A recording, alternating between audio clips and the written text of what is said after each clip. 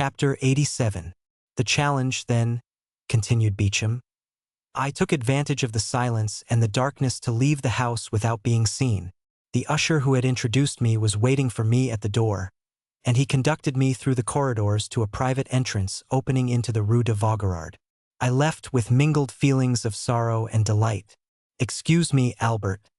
Sorrow on your account, and delight with that noble girl, thus pursuing paternal vengeance.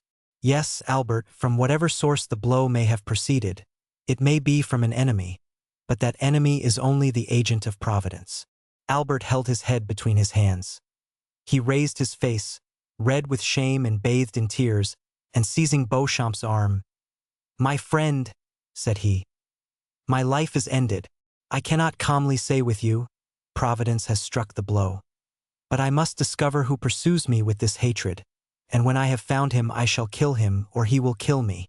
I rely on your friendship to assist me, Beauchamp, if contempt has not banished it from your heart."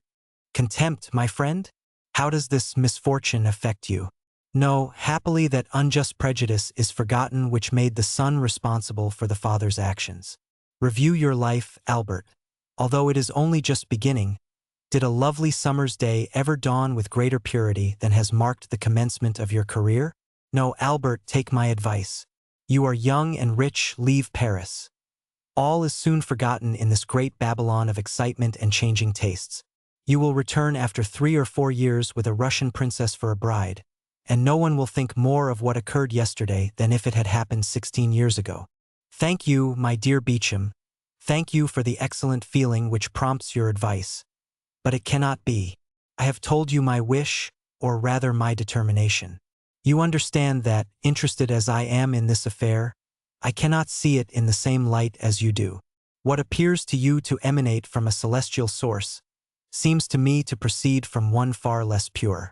Providence appears to me to have no share in this affair, and happily so, for instead of the invisible, impalpable agent of celestial rewards and punishments, I shall find one both palpable and visible, on whom I shall revenge myself, I assure you, for all I have suffered during the last month.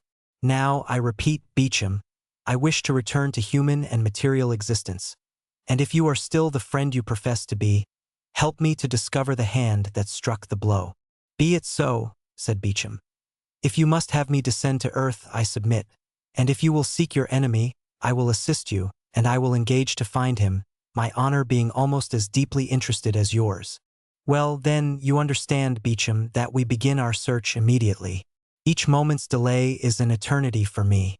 The calumniator is not yet punished, and he may hope that he will not be. But, on my honor, if he thinks so, he deceives himself. Well, listen, Morcerf. Ah, Beauchamp, I see you know something already. You will restore me to life. I do not say there is any truth in what I am going to tell you, but it is, at least, a ray of light in a dark night. By following it we may, perhaps, discover something more certain. Tell me. Satisfy my impatience. Well, I will tell you what I did not like to mention on my return from Yanina. Say on. I went, of course, to the chief banker of the town to make inquiries. At the first word, before I had even mentioned your father's name, "Ah," said he, "I guess what brings you here. How and why?" "Because a fortnight since I was questioned on the same subject." "By whom?" "By a banker of Paris, my correspondent, whose name is Danglars." "He!" cried Albert. "Yes, it is indeed he who has so long pursued my father with jealous hatred. He, the man who would be popular, cannot forgive the Count of Morcerf for being created a peer, and this marriage broken off without a reason being assigned. Yes, it is all from the same cause. Make inquiries, Albert, but do not be angry without reason. Make inquiries, and if it be true—" "Oh yes, if it be true," cried the young man. "He shall pay me all I have suffered. Beware, Morcerf, he is already an old man. I will respect his age as he has respected the honor of my family. If my father had offended him, why did he not attack him personally? Oh no, he was afraid to encounter him face to face. I do not condemn you, Albert. I only restrain you. Act prudently. Oh, do not fear. Besides, you will accompany me.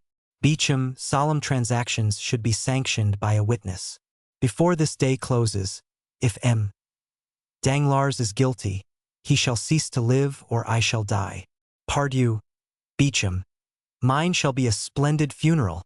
When such resolutions are made, Albert, they should be promptly executed. Do you wish to go to M. Danglars? Let us go immediately. They sent for a cabriolet. On entering the banker's mansion, they perceived the phaeton and servant of M. Andrea Cavalcanti. Ah, parbleu, that's good, said Albert with a gloomy tone.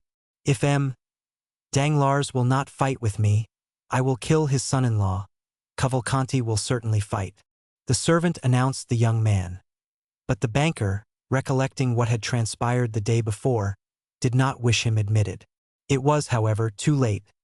Albert had followed the footman, and hearing the order given, forced the door open, and followed by Beauchamp found himself in the banker's study. "Sir," cried the latter, "am I no longer at liberty to receive whom I choose in my house? You appear to forget yourself sadly." "No, sir," said Albert coldly. "There are circumstances in which one cannot, except through cowardice. I offer you that refuge. Refuse to admit certain persons at least. What is your errand, then, with me, sir?" "I mean," said Albert, drawing near, and without apparently noticing Cavalcanti, who stood with his back towards the fireplace. "I mean to propose a meeting in some retired corner where no one will interrupt us for 10 minutes. That will be sufficient. Where two men having met, one of them will remain on the ground." Danglars turned pale. Cavalcanti moved a step forward, and Albert turned towards him. "And you too," said he. "Come, if you like, monsieur. You have a claim, being almost one of the family, and I will give as many rendezvous of that kind as I can find persons willing to accept them." Cavalcanti looked at Danglars with a stupefied air, and the latter, making an effort, arose and stepped between the two young men. Albert's attack on Andrea had placed him on a different footing, and he hoped this visit had another cause than that he had at first supposed. "Indeed, sir," said he to Albert, "if you are come to quarrel with this gentleman because I have preferred him to you, I shall resign the case to the king's attorney." "You mistake, sir," said Morcerf with a gloomy smile. "I am not referring in the least to matrimony, and I only addressed myself to M. Cavalcanti because he appeared disposed to interfere between us. In one respect you are right, for I am ready to quarrel with everyone today. But you have the first claim, M. Danglars." "For 0212M, sir," replied Danglars, pale with anger and fear. "I warn you, when I have the misfortune to meet with a mad dog, I kill it, and far from thinking myself guilty of a crime, I believe I do society a kindness. Now, if you are mad and try to bite me, I will kill you without pity. Is it my fault that your father has dishonored himself?" "Yes, miserable wretch," cried Morcerf. "It is your fault." Danglars retreated a few steps. "My fault?" said he. "You must be mad. What do I know of the Grecian affair? Have I traveled in that country? Did I advise your father to sell the castle of Yanina, to betray—" "Silence!" said Albert with a thundering voice. "No, it is not you who have directly made this exposure and brought this sorrow on us, but you hypocritically provoked it." "I?" "Yes, you. How came it known? I suppose you read it in the paper in the account from Yanina?" "Who wrote to Yanina?" "To Yanina? Yes. Who wrote for particulars concerning my father? I imagine anyone may write to Yanina. But one person only wrote. One only. Yes. And that was you. I doubtless wrote. It appears to me that when about to marry your daughter to a young man, it is right to make some inquiries respecting his family. It is not only a right, but a duty. You wrote, sir, knowing what answer you would receive." "I, indeed? I assure you," cried Danglars, with a confidence and security proceeding less from fear than from the interest he really felt for the young man, "I solemnly declare to you that I should never have thought of writing to Yanina did I know anything of Ali Pasha's misfortunes." "Who, then, urged you to write? Tell me." "Pardieu! It was the most simple thing in the world. I was speaking of your father's past history. I said the origin of his fortune remained obscure. The person to whom I addressed my scruples asked me where your father had acquired his property. I answered, 'In Greece.' 'Then,' said he, 'write to Yanina.' And who thus advised you? No other than your friend, Monte Cristo." The Count of Monte Cristo told you to write to Yanina? Yes, and I wrote, and will show you my correspondence, if you like. Albert and Beauchamp looked at each other. Sir, said Beauchamp, who had not yet spoken, you appear to accuse the Count, who is absent from Paris at this moment, and cannot justify himself. I accuse no one, sir, said Danglars. I relate, and I will repeat before the Count what I have said to you. Does the Count know what answer you received?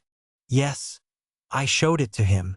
Did he know my father's Christian name was Fernand, and his family name Mondego?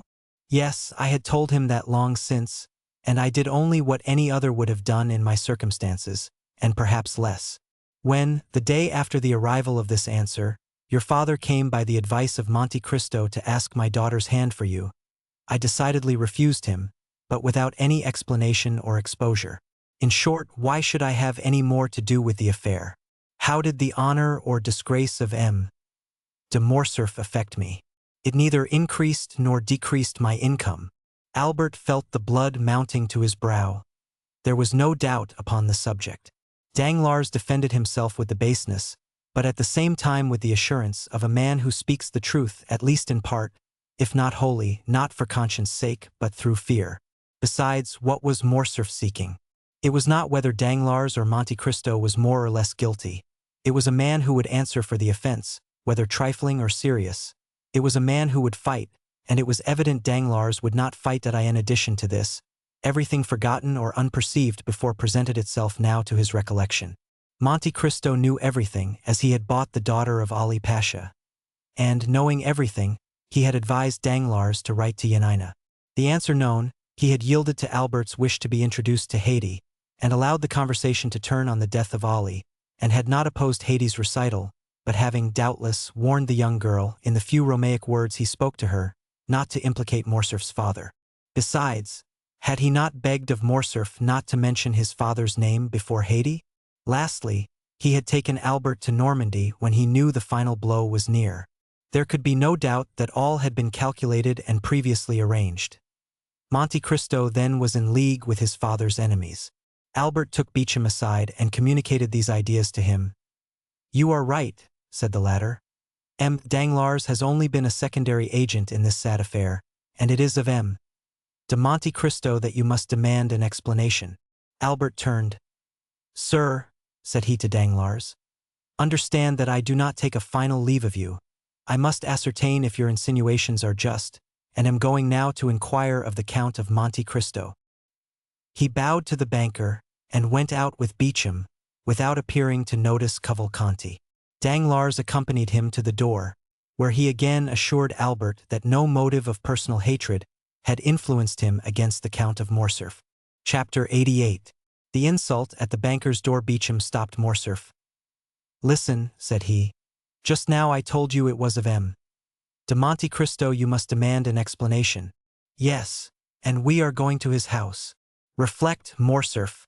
One moment before you go. On what shall I reflect? On the importance of the step you are taking. Is it more serious than going to M. Danglars? Yes, M.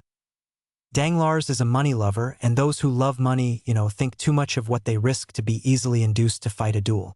The other is, on the contrary, to all appearance a true nobleman. But do you not fear to find him a bully? I only fear one thing, namely, to find a man who will not fight. Do not be alarmed, said Beauchamp. He will meet you. My only fear is that he will be too strong for you. My friend, said Morcerf with a sweet smile. That is what I wish. The happiest thing that could occur to me would be to die in my father's stead. That would save us all. Your mother would die of grief. My poor mother, said Albert, passing his hand across his eyes. I know she would, but better so than die of shame. Are you quite decided, Albert? Yes. Let us go. But do you think we shall find the Count at home? He intended returning some hours after me, and doubtless he is now at home. They ordered the driver to take them to number 30 Champs-Élysées. Beauchamp wished to go in alone, but Albert observed that as this was an unusual circumstance, he might be allowed to deviate from the usual etiquette of duels. The cause which the young man espoused was one so sacred that Beauchamp had only to comply with all his wishes. He yielded and contented himself with following Morcerf. Albert sprang from the porter's lodge to the steps. He was received by Baptistin. The Count had, indeed, just arrived, but he was in his bath and had forbidden that anyone should be admitted. "But after his bath?" asked Morcerf. "My master will go to dinner." "And after dinner?" "He will sleep an hour. Then—" "He is going to the opera." "Are you sure of it?" asked Albert. "Quite, sir. My master has ordered his horses at 8 o'clock precisely." "Very good," replied Albert. "That is all I wished to know." Then, turning towards Beauchamp, "If you have anything to attend to, Beauchamp, do it directly. If you have any appointment for this evening, defer it till tomorrow. I depend on you to accompany me to the opera, and if you can, bring Châteaurenaud with you." Beauchamp availed himself of Albert's permission, and left him, promising to call for him at 8:15. On his return home, Albert expressed his wish to Franz Debray and Morel to see them at the opera that evening. Then he went to see his mother, who since the events of the day before had refused to see anyone, and had kept her room. He found her in bed, overwhelmed with grief at this public humiliation. The sight of Albert produced the effect which might naturally be expected on Mercédès. She pressed her son's hand and sobbed aloud, but her tears relieved her. Albert stood one moment speechless by the side of his mother's bed. It was evident from his pale face and knit brows that his resolution to revenge himself was growing weaker. "My dear mother," said he, "do you know if M. de Morcerf has any enemy?" Mercédès started. She noticed that the young man did not say "my father." "My son," she said. "Persons in the Count's situation have many secret enemies. Those who are known are not the most dangerous. I know it, and appeal to your penetration. You are of so superior a mind, nothing escapes you." "Why do you say so?" "Because, for instance, you noticed on the evening of the ball we gave, that M. de Monte Cristo would eat nothing in our house." Mercédès raised herself on her feverish arm. "M. de Monte Cristo!" she exclaimed. "And how is he connected with the question you asked me?"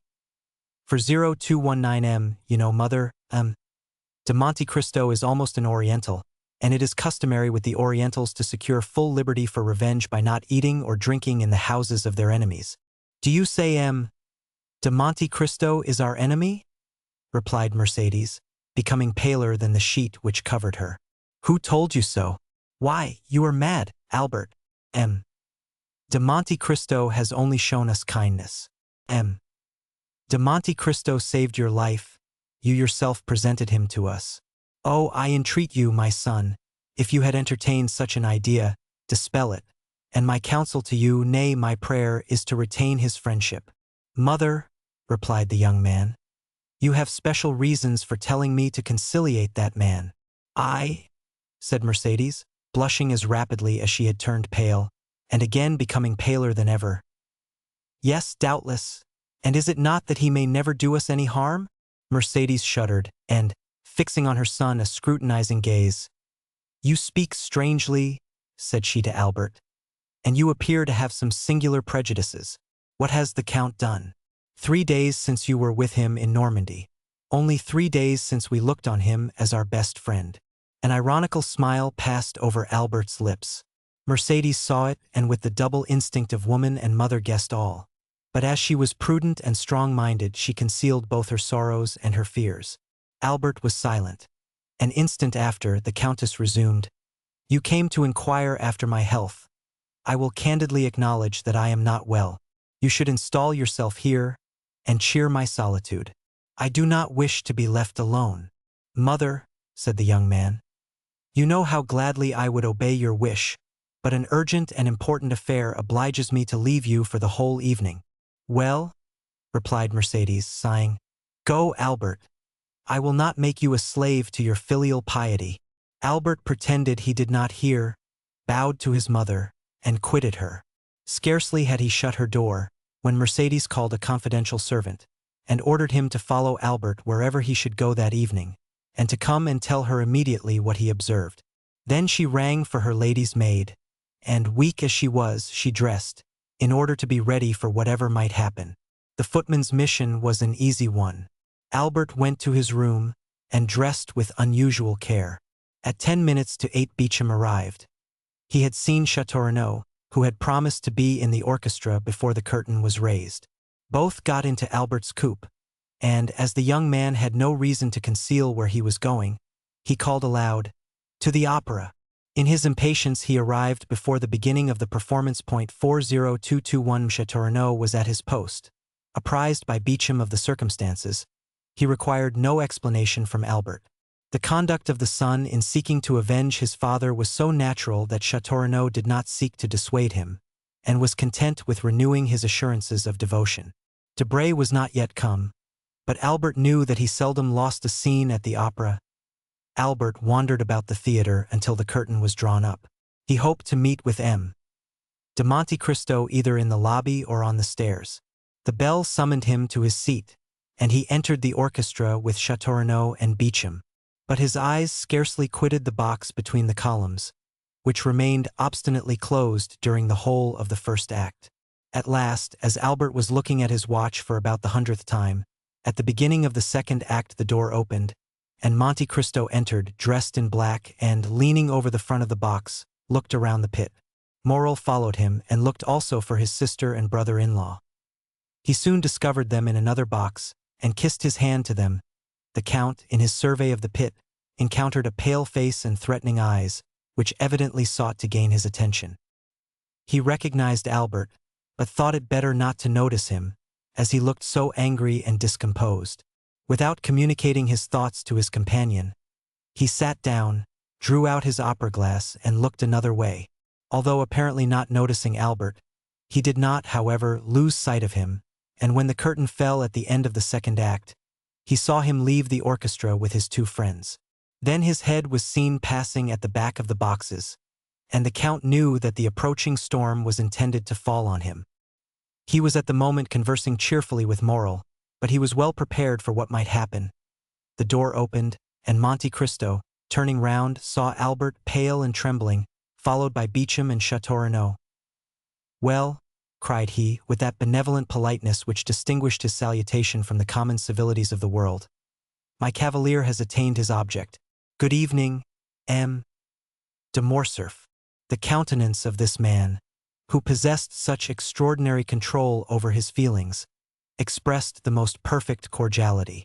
Morrel only then recollected the letter he had received from the Viscount, in which, without assigning any reason, he begged him to go to the opera, but he understood that something terrible was brooding.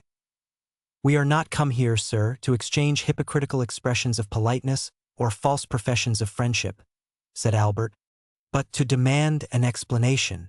The young man's trembling voice was scarcely audible. "An explanation at the opera?" said the Count, with that calm tone and penetrating eye which characterized the man who knows his cause is good. "Little acquainted as I am with the habits of Parisians, I should not have thought this the place for such a demand. Still, if people will shut themselves up," said Albert, "and cannot be seen because they are bathing, dining, or asleep, we must avail ourselves of the opportunity whenever they are to be seen. I am not difficult of access, sir, for yesterday, if my memory does not deceive me, you were at my house." "Yesterday I was at your house, sir," said the young man, "because then I knew not who you were." In pronouncing these words Albert had raised his voice so as to be heard by those in the adjoining boxes and in the lobby. Thus the attention of many was attracted by this altercation. "Where are you come from, sir?" said Monte Cristo. "You do not appear to be in the possession of your senses." "Provided I understand your perfidy, sir, and succeed in making you understand that I will be revenged, I shall be reasonable enough," said Albert furiously. "I do not understand you, sir," replied Monte Cristo, "and if I did, your tone is too high. I am at home here, and I alone have a right to raise my voice above another's." "Leave the box, sir." Monte Cristo pointed towards the door with the most commanding dignity.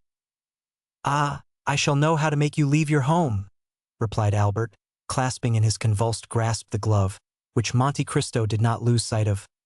"Well, well," said Monte Cristo quietly, "I see you wish to quarrel with me, but I would give you one piece of advice which you will do well to keep in mind. It is in poor taste to make a display of a challenge. Display is not becoming to everyone. M. de Morcerf. At this name, a murmur of astonishment passed around the group of spectators of this scene. They had talked of no one but Morcerf the whole day. Albert understood the allusion in a moment, and was about to throw his glove at the Count, when Morrel seized his hand, while Beauchamp and Châteaurenaud, fearing the scene would surpass the limits of a challenge, held him back.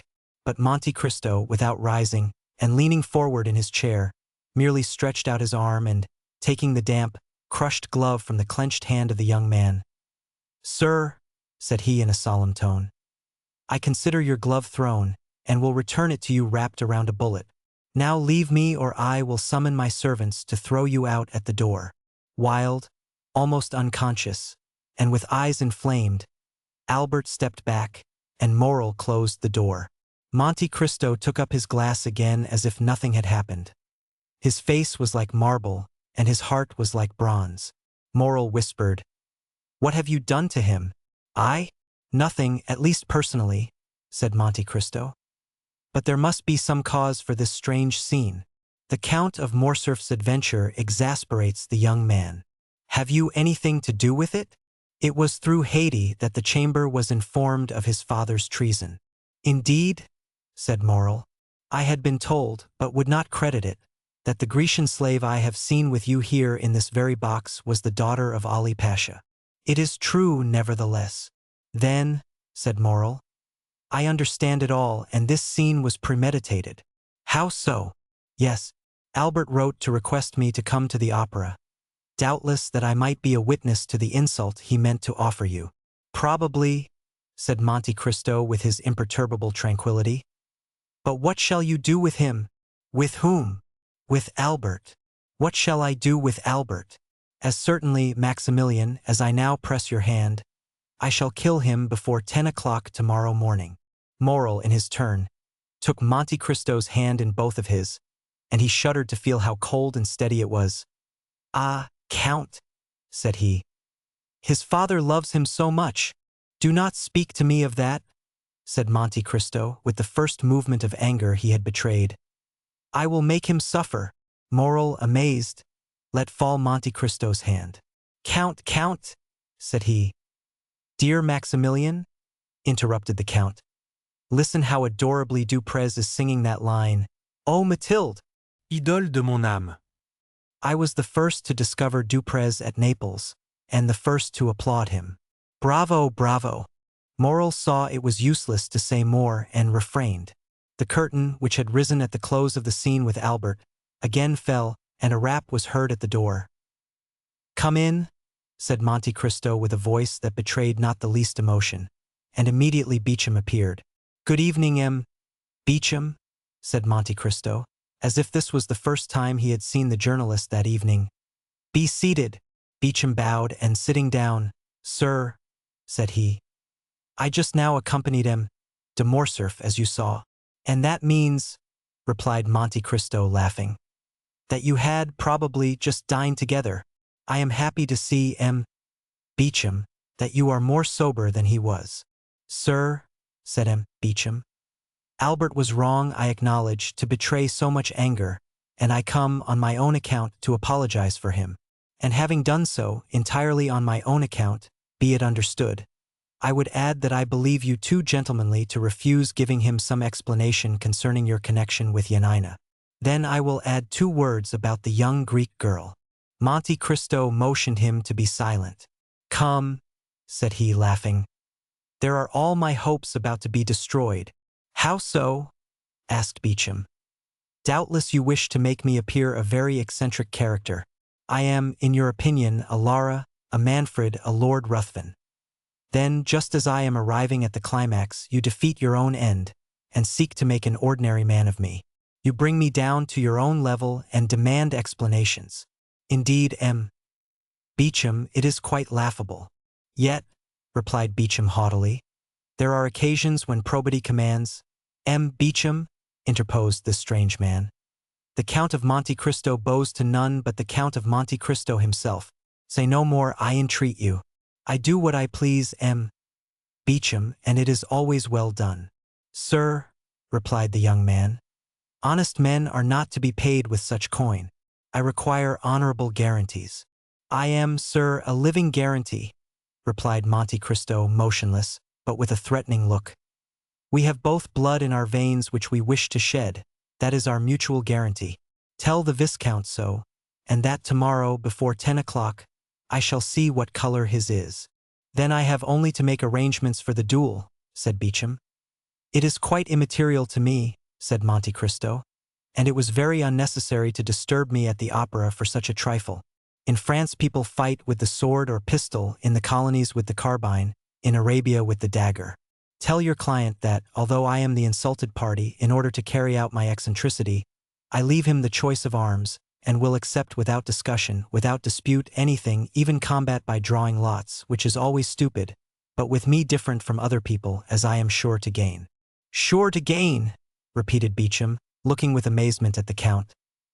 "Certainly," said Monte Cristo, slightly shrugging his shoulders. "Otherwise I would not fight with him, de Morcerf. I shall kill him, I cannot help it. Only by a single line this evening at my house let me know the arms and the hour. I do not like to be kept waiting." "Pistols, then, at 8 o'clock in the Bois de Vincennes," said Beauchamp, quite disconcerted, not knowing if he was dealing with an arrogant braggadocio or a supernatural being. "Very well, sir," said Monte Cristo. "Now all that is settled, do let me see the performance, and tell your friend Albert not to come any more this evening. He will hurt himself with all his ill-chosen barbarisms. Let him go home and go to sleep." Beauchamp left the box, perfectly amazed. "Now," said Monte Cristo, turning towards Morrel, "I may depend upon you, may I not?" "Certainly," said Morrel. "I am at your service, Count. Still—" "What?" "It is desirable I should know the real cause." "That is to say, you would rather not?" "No, the young man himself is acting blindfolded, and knows not the true cause, which is known only to God and to me. But I give you my word, Morrel, that God, who does know it, will be on our side." "Enough," said Morrel. "Who is your second witness?" "I know no one in Paris, Morrel, on whom I could confer that honor besides you and your brother Emmanuel." "Do you think Emmanuel would oblige me?" "I will answer for him, Count." "Well, that is all I require. Tomorrow morning, at 7 o'clock, you will be with me, will you not?" "We will." "Hush, the curtain is rising. Listen. I never lose a note of this opera if I can avoid it. The music of William Tell is so sweet." Chapter 89. The night Monte Cristo waited, according to his usual custom, until Duprez had sung his famous Suivez-moi. Then he rose and went out. Morrel took leave of him at the door, renewing his promise to be with him the next morning at 7 o'clock, and to bring Emmanuel. Then he stepped into his coupe, calm and smiling, and was at home in 5 minutes. No one who knew the Count could mistake his expression when, on entering, he said, "Ali, bring me my pistols with the ivory cross." Ali brought the box to his master, who examined the weapons with a solicitude very natural to a man who is about to entrust his life to a little powder and shot. These were pistols of an especial pattern, which Monte Cristo had made for target practice in his own room. A cap was sufficient to drive out the bullet, and from the adjoining room no one would have suspected that the Count was, as sportsmen would say, keeping his hand in dot. He was just taking one up and looking for the point to aim at on a little iron plate which served him as a target, when his study door opened and Baptistin entered. Before he had spoken a word, the Count saw in the next room a veiled woman, who had followed closely after Baptistin, and now, seeing the Count with a pistol in his hand and swords on the table, rushed in. Baptistin looked at his master, who made a sign to him, and he went out, closing the door after him. "Who are you, madame?" said the Count to the veiled woman. 40227 The stranger cast one look around her, to be certain that they were quite alone. Then, bending as if she would have knelt and joining her hands, she said with an accent of despair, "Edmond, you will not kill my son." The Count retreated a step, uttered a slight exclamation, and let fall the pistol he held. "What name did you pronounce then, Madame de Morcerf?" said he. "Yours," cried she, throwing back her veil. "Yours, which I alone, perhaps, have not forgotten. Edmond, it is not Madame de Morcerf who has come to you, it is Mercédès." "Mercédès is dead, madame," said Monte Cristo. I know no one now of that name. Mercédès lives, sir, and she remembers, for she alone recognized you when she saw you, and even before she saw you, by your voice, Edmond. By the simple sound of your voice, and from that moment she has followed your steps, watched you, feared you, and she needs not to inquire what hand has dealt the blow which now strikes him, de Morcerf. Fernand, do you mean? Replied Monte Cristo with bitter irony. Since we are recalling names, let us remember them all. Monte Cristo had pronounced the name of Fernand with such an expression of hatred that Mercédès felt a thrill of horror run through every vein. You see, Edmond, I am not mistaken, and have cause to say, spare my son. And who told you, madam, that I have any hostile intentions against your son? No one, in truth. But a mother has twofold sight. I guessed all. I followed him this evening to the opera, and, concealed in a parquet box, have seen all. If you have seen all, madam, you know that the son of Fernand has publicly insulted me, said Monte Cristo with awful calmness. Oh, for pity's sake! You have seen that he would have thrown his glove in my face if Morel, one of my friends, had not stopped him. Listen to me, my son has also guessed who you are. He attributes his father's misfortunes to you. Madam, you are mistaken. They are not misfortunes. It is a punishment. It is not I who strike M. de Morcerf. It is Providence which punishes him. And why do you represent Providence? Cried Mercédès. Why do you remember when it forgets? What are Yanina and its vizier to you, Edmond? What injury has Fernand Mondego done you in betraying Ali Tepelini? Ah, madame, replied Monte Cristo. All this is an affair between the French captain and the daughter of Vasiliki. It does not concern me, you are right. And if I have sworn to revenge myself, it is not on the French captain or the Count of Morcerf, but on the fisherman Fernand, the husband of Mercédès the Catalane. Ah, sir, cried the Countess, how terrible a vengeance for a fault which fatality made me commit! For I am the only culprit, Edmond, and if you owe revenge to anyone, it is to me, who had not fortitude to bear your absence and my solitude. But, exclaimed Monte Cristo, why was I absent? And why were you alone? For 0231M, because you had been arrested, Edmond, and were a prisoner. And why was I arrested? Why was I a prisoner? I do not know, said Mercédès. You do not, madame, at least I hope not, but I will tell you. I was arrested and became a prisoner because, under the arbor of La Reserve, the day before I was to marry you, a man named Danglars wrote this letter, which the fisherman Fernand himself posted. Monte Cristo went to a secrétaire, opened a drawer by a spring, from which he took a paper which had lost its original color, and the ink of which had become of a rusty hue. This he placed in the hands of Mercédès. It was Danglars' letter to the king's attorney, which the Count of Monte Cristo, disguised as a clerk from the house of Thomson and French, had taken from the file against Edmond Dantès, on the day he had paid the 200,000 francs to M. de Beauville. Mercédès read with terror the following lines. The king's attorney is informed by a friend to the throne and religion that one Edmond Dantès, second in command on board the Pharaon, this day arrived from Smyrna, after having touched at Naples and Porto Ferrajo, is the bearer of a letter from Murat to the usurper, and of another letter from the usurper to the Bonapartist Club in Paris. Ample corroboration of this statement may be obtained by arresting the above-mentioned Edmond Dantès, who either carries the letter for Paris about with him, or has it at his father's abode. Should it not be found in possession of either father or son, then it will assuredly be discovered in the cabin belonging to the said Dantès on board the Pharaon. How dreadful! Said Mercédès, passing her hand across her brow, moist with perspiration. And that letter? I bought it for 200,000 francs, madame, said Monte Cristo. But that is a trifle, since it enables me to justify myself to you. And the result of that letter, you well know, madame, was my arrest. But you do not know how long that arrest lasted. You do not know that I remained for 14 years within a quarter of a league of you, in a dungeon in the Château d'If. You do not know that every day of those 14 years I renewed the vow of vengeance which I had made the first day, and yet I was not aware that you had married Fernand, my calumniator, and that my father had died of hunger. Can it be? Cried Mercédès, shuddering. That is what I heard on leaving my prison 14 years after I had entered it, and that is why, on account of the living Mercédès and my deceased father, I have sworn to revenge myself on Fernand, and I have revenged myself. And you are sure the unhappy Fernand did that? I am satisfied, madame, that he did what I have told you. Besides, that is not much more odious than that a Frenchman by adoption should pass over to the English, that a Spaniard by birth should have fought against the Spaniards, that a stipendiary of Ali should have betrayed and murdered Ali. Compared with such things, what is the letter you have just read? A lover's deception, which the woman who has married that man ought certainly to forgive, but not so the lover who was to have married her. Well, the French did not avenge themselves on the traitor. The Spaniards did not shoot the traitor. Ali in his tomb left the traitor unpunished. But I, betrayed, sacrificed, buried, have risen from my tomb, by the grace of God, to punish that man. He sends me for that purpose, and here I am. The poor woman's head and arms fell.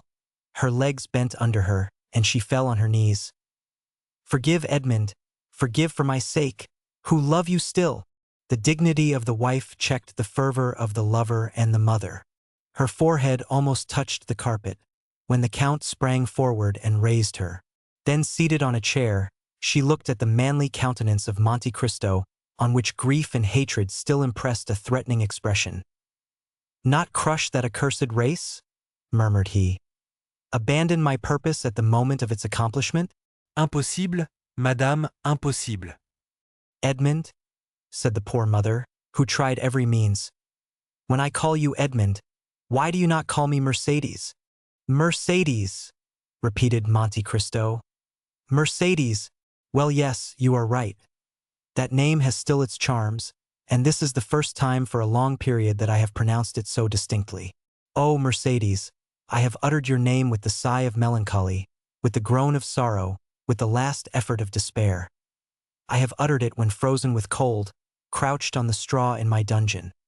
I have uttered it, consumed with heat, rolling on the stone floor of my prison. Mercédès, I must revenge myself, for I suffered 14 years. 14 years I wept, I cursed. Now I tell you, Mercédès, I must revenge myself." The Count, fearing to yield to the entreaties of her he had so ardently loved, called his sufferings to the assistance of his hatred. "Revenge yourself, then, Edmond," cried the poor mother. "But let your vengeance fall on the culprits, on him, on me, but not on my son. It is written in the good book," said Monte Cristo, "that the sins of the fathers shall fall upon their children to the third and fourth generation. Since God himself dictated those words to his prophet, why should I seek to make myself better than God? Edmond," continued Mercédès, with her arms extended towards the Count, "since I first knew you, I have adored your name, have respected your memory. Edmond, my friend, do not compel me to tarnish that noble and pure image reflected incessantly on the mirror of my heart. Edmond, if you knew all the prayers I have addressed to God for you while I thought you were living, and since I have thought you must be dead. Yes, dead. Alas, I imagined your dead body buried at the foot of some gloomy tower, or cast to the bottom of a pit by hateful jailers, and I wept. What could I do for you, Edmond, besides pray and weep? Listen. For 10 years I dreamed each night the same dream. I had been told that you had endeavored to escape, that you had taken the place of another prisoner, that you had slipped into the winding sheet of a dead body, that you had been thrown alive from the top of the Château d'If, and that the cry you uttered as you dashed upon the rocks first revealed to your jailers that they were your murderers. Well, Edmond, I swear to you, by the head of that son for whom I entreat your pity, Edmond, for 10 years I saw every night every detail of that frightful tragedy, and for 10 years I heard every night the cry which awoke me shuddering and cold. And I too, Edmond, oh, believe me, guilty as I was, oh yes, I too have suffered much. Have you known what it is to have your father starve to death in your absence? Cried Monte Cristo, thrusting his hands into his hair. Have you seen the woman you loved giving her hand to your rival while you were perishing at the bottom of a dungeon? No, interrupted Mercédès, but I have seen him whom I loved on the point of murdering my son. Mercédès uttered these words with such deep anguish, with an accent of such intense despair, that Monte Cristo could not restrain a sob. The lion was daunted, the avenger was conquered. "What do you ask of me?" said he. "Your son's life? Well, he shall live. Mercédès uttered a cry which made the tears start from Monte Cristo's eyes. But these tears disappeared almost instantaneously, for, doubtless, God had sent some angel to collect them. Far more precious were they in his eyes than the richest pearls of Guzerat and Ophir. "Oh," said she, seizing the Count's hand and raising it to her lips. "Oh, thank you, Edmond. Now you are exactly what I dreamt you were. The man I always loved. Oh, now I may say so. So much the better," replied Monte Cristo, "as that poor Edmond will not have long to be loved by you. Death is about to return to the tomb, the phantom to retire in darkness. What do you say, Edmond?" "I say, since you command me, Mercédès, I must die." "Die? And why so? Who talks of dying? Whence have you these ideas of death? You do not suppose that, publicly outraged in the face of a whole theater, in the presence of your friends and those of your son, challenged by a boy who will glory in my forgiveness as if it were a victory, you do not suppose that I can for one moment wish to live? What I most loved after you, Mercédès, was myself, my dignity, and that strength which rendered me superior to other men. That strength was my life. With one word you have crushed it, and I die. But the duel will not take place, Edmond, since you forgive? It will take place, said Monte Cristo in a most solemn tone. But instead of your son's blood to stain the ground, mine will flow. Mercédès shrieked and sprang towards Monte Cristo, but, suddenly stopping, "Edmond," said she, "there is a God above us, since you live and since I have seen you again. I trust to him from my heart. While waiting his assistance, I trust to your word. You have said that my son should live, have you not?" "Yes, madame, he shall live," said Monte Cristo, surprised that without more emotion Mercédès had accepted the heroic sacrifice he made for her. Mercédès extended her hand to the Count. "Edmond," said she, and her eyes were wet with tears while looking at him to whom she spoke. "How noble it is of you, how great the action you have just performed, how sublime to have taken pity on a poor woman who appealed to you with every chance against her. Alas, I am grown old with grief more than with years, and cannot now remind my Edmond by a smile or by a look of that Mercédès whom he once spent so many hours in contemplating. Ah, believe me, Edmond, as I told you, I too have suffered much. I repeat, it is melancholy to pass one's life without having one joy to recall, without preserving a single hope. But that proves that all is not yet over. No, it is not finished. I feel it by what remains in my heart. Oh, I repeat it, Edmond. What you have just done is beautiful. It is grand. It is sublime. Do you say so now, Mercédès? Then what would you say if you knew the extent of the sacrifice I make to you? Suppose that the Supreme Being, after having created the world and fertilized chaos, had paused in the work to spare an angel the tears that might one day flow for mortal sins from her immortal eyes. Suppose that when everything was in readiness and the moment had come for God to look upon his work and see that it was good. Suppose he had snuffed out the sun and tossed the world back into eternal night. Then, even then, Mercédès, you could not imagine what I lose in sacrificing my life at this moment. Mercédès looked at the Count in a way which expressed at the same time her astonishment, her admiration, and her gratitude. Monte Cristo pressed his forehead on his burning hands, as if his brain could no longer bear alone the weight of its thoughts. "Edmond," said Mercédès, "I have but one word more to say to you." The Count smiled bitterly. "Edmond," continued she, "you will see that if my face is pale, if my eyes are dull, if my beauty is gone, if Mercédès, in short, no longer resembles her former self in her features, you will see that her heart is still the same. Adieu, then, Edmond. I have nothing more to ask of heaven. I have seen you again, and have found you as noble and as great as formerly you were. Adieu, Edmond, adieu, and thank you." But the Count did not answer. Mercédès opened the door of the study and had disappeared before he had recovered from the painful and profound reverie into which his thwarted vengeance had plunged him. The clock of the Invalides struck one when the carriage which conveyed Madame de Morcerf rolled away on the pavement of the Champs-Élysées, and made Monte Cristo raise his head. "What a fool I was," said he, "not to tear my heart out on the day when I resolved to avenge myself." Chapter 90. The meeting after Mercédès had left Monte Cristo. He fell into profound gloom. Around him and within him the flight of thought seemed to have stopped. His energetic mind slumbered, as the body does after extreme fatigue. "What?" said he to himself, while the lamp and the wax lights were nearly burnt out, and the servants were waiting impatiently in the anteroom. "What? This edifice which I have been so long preparing, which I have reared with so much care and toil, is to be crushed by a single touch, a word, a breath. Yes, this self, of whom I thought so much, of whom I was so proud, who had appeared so worthless in the dungeons of the Château d'If, and whom I had succeeded in making so great, will be but a lump of clay tomorrow. Alas, it is not the death of the body I regret, for is not the destruction of the vital principle, the repose to which everything is tending, to which every unhappy being aspires? Is not this the repose of matter after which I so long sighed, and which I was seeking to attain by the painful process of starvation when Faria appeared in my dungeon? What is death for me? One step farther into rest, two perhaps into silence. No, it is not existence, then, that I regret, but the ruin of projects so slowly carried out, so laboriously framed. Providence is now opposed to them, when I most thought it would be propitious. It is not God's will that they should be accomplished.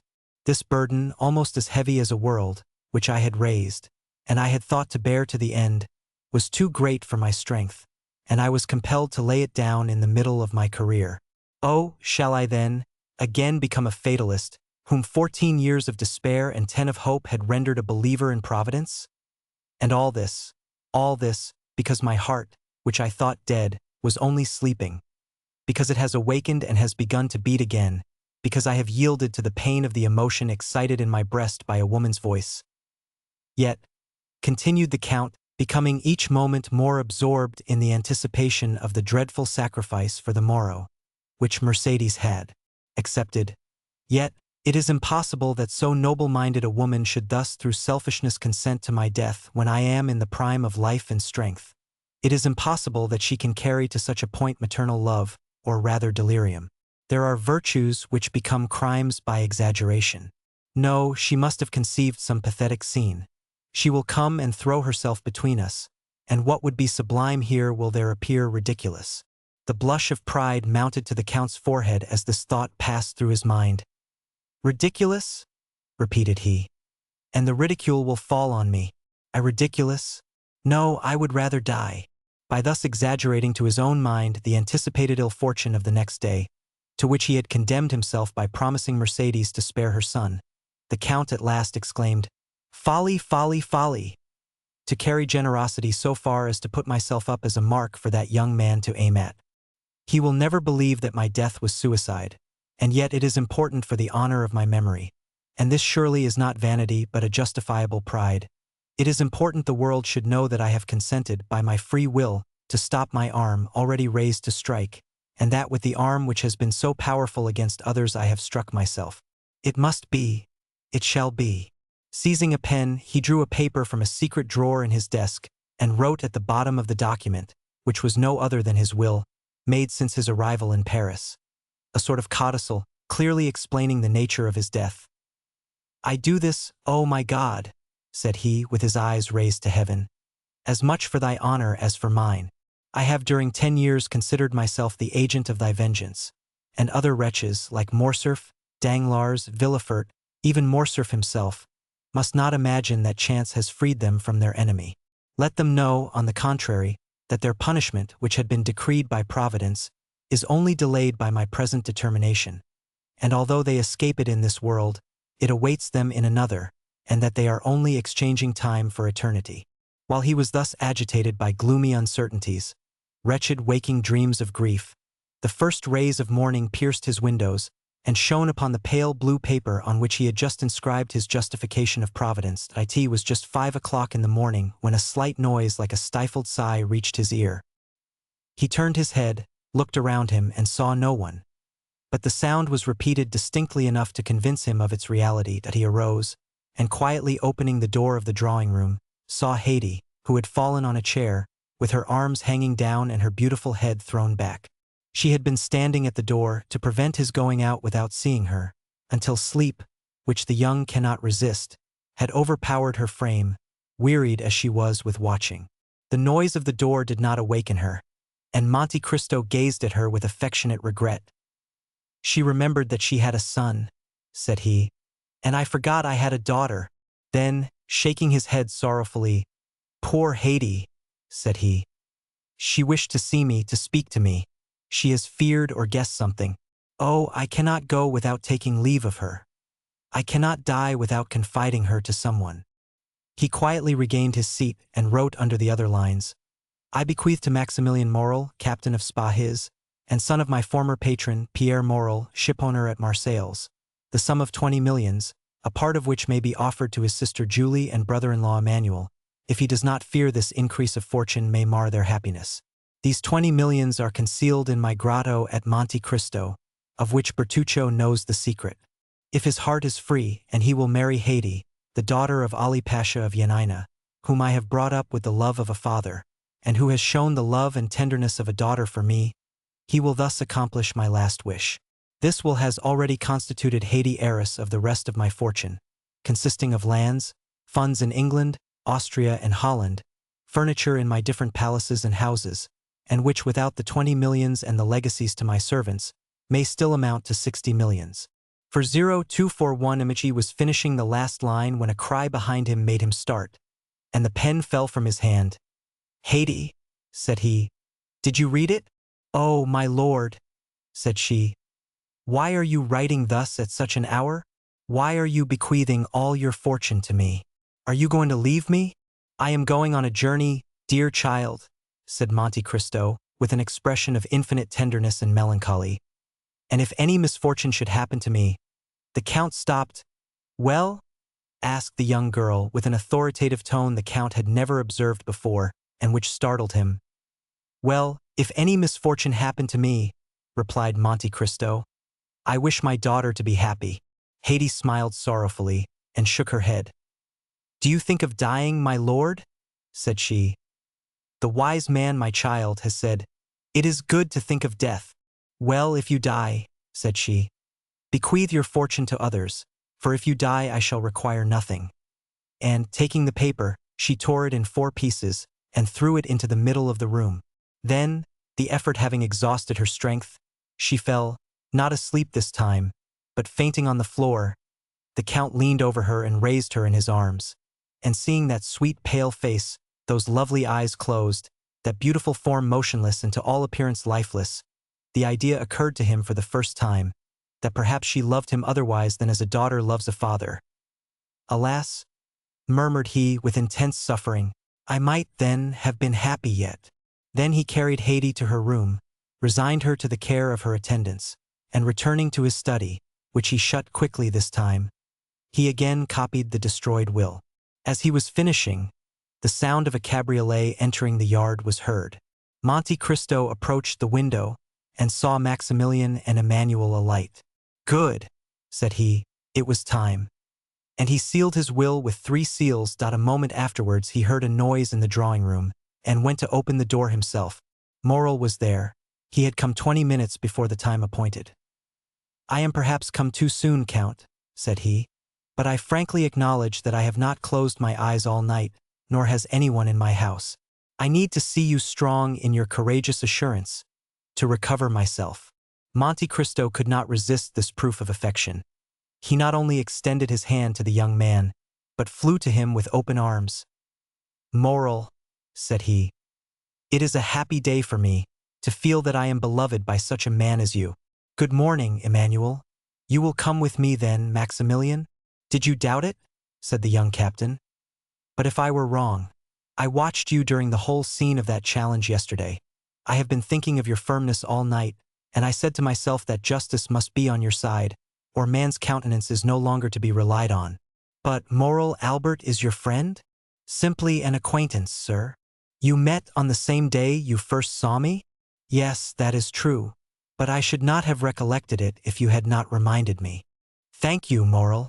Then ringing the bell once, Look, said he to Ali, who came immediately. Take that to my solicitor. It is my will, Morel. When I am dead, you will go and examine it. What? Said Morel. You dead? Yes. Must I not be prepared for everything, dear friend? But what did you do yesterday after you left me? I went to Tortoni's, where, as I expected, I found Beauchamp and Chateau Renaud. I own I was seeking them. Why, when all was arranged. Listen, Count. The affair is serious and unavoidable. Did you doubt it? No. The offense was public, and everyone is already talking of it. Well, I hope to get an exchange of arms, to substitute the sword for the pistol. The pistol is blind. Have you succeeded? Asked Monte Cristo quickly, with an imperceptible gleam of hope. No, for your skill with the sword is so well known. Ah! Who has betrayed me? The skillful swordsman whom you have conquered. And you failed. They positively refused. Moral, said the Count. Have you ever seen me fire a pistol? Never. Well, we have time. Look. Monte Cristo took the pistols he held in his hand when Mercédès entered, and fixing an ace of clubs against the iron plate, with 4 shots he successively shot off the 4 sides of the club. At each shot Morel turned pale. He examined the bullets with which Monte Cristo performed this dexterous feat, and saw that they were no larger than buckshot. It is astonishing, said he. Look, Emmanuel. Then turning towards Monte Cristo, Count, said he, in the name of all that is dear to you, I entreat you not to kill Albert. The unhappy youth has a mother. You are right, said Monte Cristo, and I have none. These words were uttered in a tone which made Morel shudder. You are the offended party, Count. Doubtless. What does that imply? That you will fire first. I fire first? Oh, I obtained, or rather claimed that.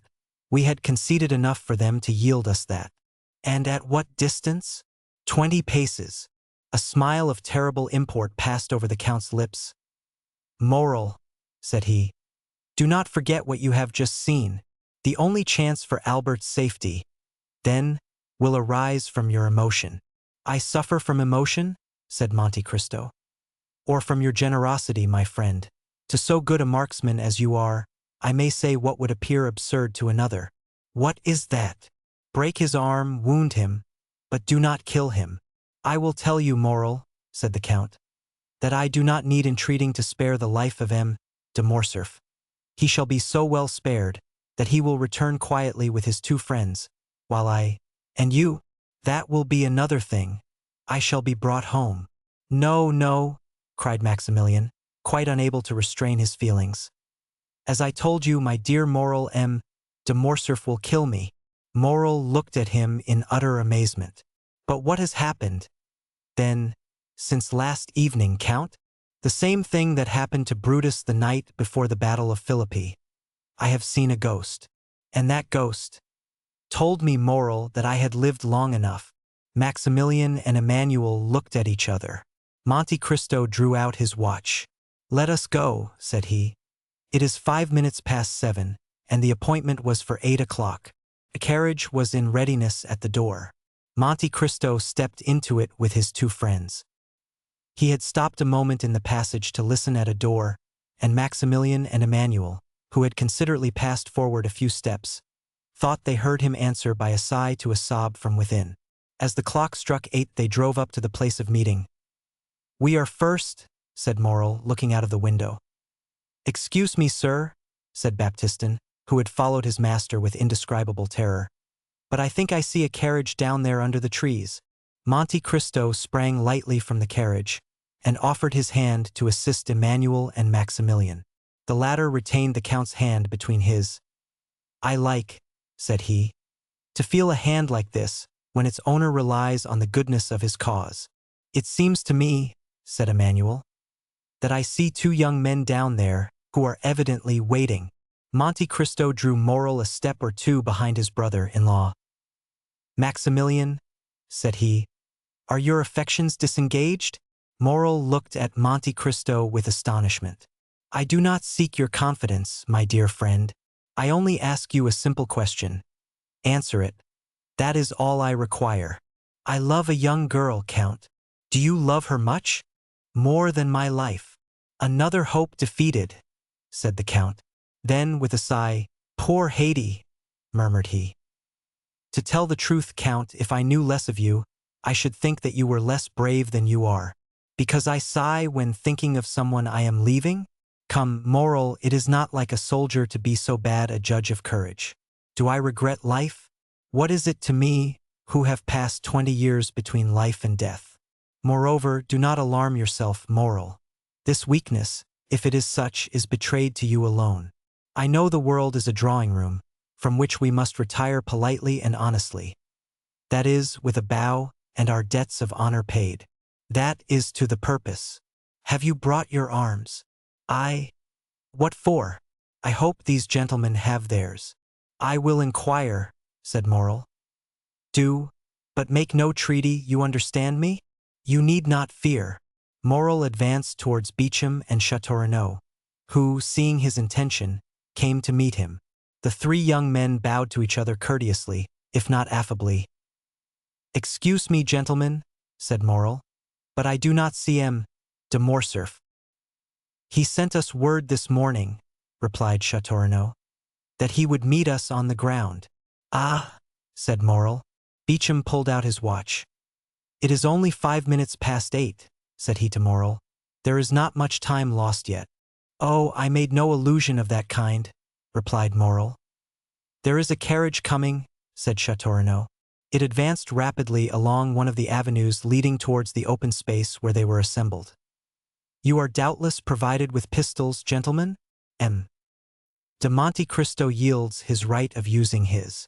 We had anticipated this kindness on the part of the Count, said Beauchamp, and I have brought some weapons which I bought 8 or 10 days since, thinking to want them on a similar occasion. They are quite new, and have not yet been used. Will you examine them? Oh, M. Beauchamp, if you assure me that M. de Morcerf does not know these pistols, you may readily believe that your word will be quite sufficient. Gentlemen, said Châteaurenaud, it is not Morcerf coming in that carriage. Faith, it is Franz and Debray. The two young men he announced were indeed approaching. What chance brings you here, gentlemen? Said Châteaurenaud, shaking hands with each of them. Because, said Debray, Albert sent this morning to request us to come. Beauchamp and Châteaurenaud exchanged looks of astonishment. I think I understand his reason, said Moral. What is it? Yesterday afternoon I received a letter from M. de Morcerf, begging me to attend the opera. And I, said Debray. And I also, said Franz. And we too, added Beauchamp and Châteaurenaud. Having wished you all to witness the challenge, he now wishes you to be present at the combat. Exactly so, said the young men. You have probably guessed right. But, after all these arrangements, he does not come himself, said Châteaurenaud. Albert is 10 minutes after time. There he comes, said Beauchamp. On horseback at full gallop, followed by a servant. How imprudent, said Châteaurenaud. To come on horseback to fight a duel with pistols, after all the instructions I had given him. And besides, said Beauchamp, with a collar above his cravat, an open coat and white waistcoat, why has he not painted a spot upon his heart? It would have been more simple. Meanwhile Albert had arrived within 10 paces of the group formed by the 5 young men. He jumped from his horse, threw the bridle on his servant's arms, and joined them. He was pale, and his eyes were red and swollen. It was evident that he had not slept. A shade of melancholy gravity overspread his countenance, which was not natural to him. I thank you, gentlemen, said he, for having complied with my request. I feel extremely grateful for this mark of friendship. Moral had stepped back as Morcerf approached, and remained at a short distance. And to you also, M. Moral, my thanks are due. Come, there cannot be too many. Sir, said Maximilian, you are not perhaps aware that I am M. de Monte Cristo's friend? I was not sure, but I thought it might be so. So much the better. The more honorable men there are here, the better I shall be satisfied. M. Moral, said Châteaurenaud, will you apprise the Count of Monte Cristo that M. de Morcerf is arrived, and we are at his disposal? Moral was preparing to fulfill his commission. Beauchamp had meanwhile drawn the box of pistols from the carriage. Stop, gentlemen, said Albert. I have 2 words to say to the Count of Monte Cristo. In private? Asked Moral. No, sir, before all who are here. Albert's witnesses looked at each other. Franz and Debray exchanged some words in a whisper, and Morel, rejoiced at this unexpected incident, went to fetch the Count, who was walking in a retired path with Emmanuel. "What does he want with me?" said Monte Cristo. "I do not know, but he wishes to speak to you." "Ah," said Monte Cristo. "I trust he is not going to tempt me by some fresh insult." "I do not think that such is his intention," said Morel. The Count advanced, accompanied by Maximilian and Emmanuel. His calm and serene look formed a singular contrast to Albert's grief-stricken face, who approached also, followed by the other 4 young men. When at 3 paces distant from each other, Albert and the Count stopped. "Approach, gentlemen," said Albert. "I wish you not to lose one word of what I am about to have the honor of saying to the Count of Monte Cristo, for it must be repeated by you to all who will listen to it, strange as it may appear to you." "Proceed, sir," said the Count. "Sir," said Albert, at first with a tremulous voice, but which gradually became firmer, "I reproached you with exposing the conduct of M. de Morcerf in Epirus, for guilty as I knew he was, I thought you had no right to punish him, but I have since learned that you had that right. It is not Fernand Mondego's treachery towards Ali Pasha which induces me so readily to excuse you, but the treachery of the fisherman Fernand towards you, and the almost unheard-of miseries which were its consequences. And I say, and proclaim it publicly, that you were justified in revenging yourself on my father, and I, his son, thank you for not using greater severity." Had a thunderbolt fallen in the midst of the spectators of this unexpected scene, it would not have surprised them more than did Albert's declaration. As for Monte Cristo, his eyes slowly rose towards heaven with an expression of infinite gratitude. He could not understand how Albert's fiery nature, of which he had seen so much among the Roman bandits, had suddenly stooped to this humiliation. He recognized the influence of Mercédès, and saw why her noble heart had not opposed the sacrifice she knew beforehand would be useless. "Now, sir," said Albert, "if you think my apology sufficient, pray give me your hand. Next to the merit of infallibility which you appear to possess, I rank that of candidly acknowledging a fault. But this confession concerns me only. I acted well as a man, but you have acted better than man. An angel alone could have saved one of us from death. That angel came from heaven, if not to make us friends, which, alas, fatality renders impossible, at least to make us esteem each other." Monte Cristo, with moistened eye, heaving breast, and lips half open, extended to Albert a hand which the latter pressed with a sentiment resembling respectful fear. "Gentlemen," said he, "M. de Monte Cristo receives my apology. I had acted hastily towards him. Hasty actions are generally bad ones. Now my fault is repaired. I hope the world will not call me cowardly for acting as my conscience dictated. But if anyone should entertain a false opinion of me," added he, drawing himself up as if he would challenge both friends and enemies, "I shall endeavor to correct his mistake." "What happened during the night?" asked Beauchamp of Châteaurenaud. "We appear to make a very sorry figure here. In truth, what Albert has just done is either very despicable or very noble," replied the Baron. "What can it mean?" said Debray to Franz.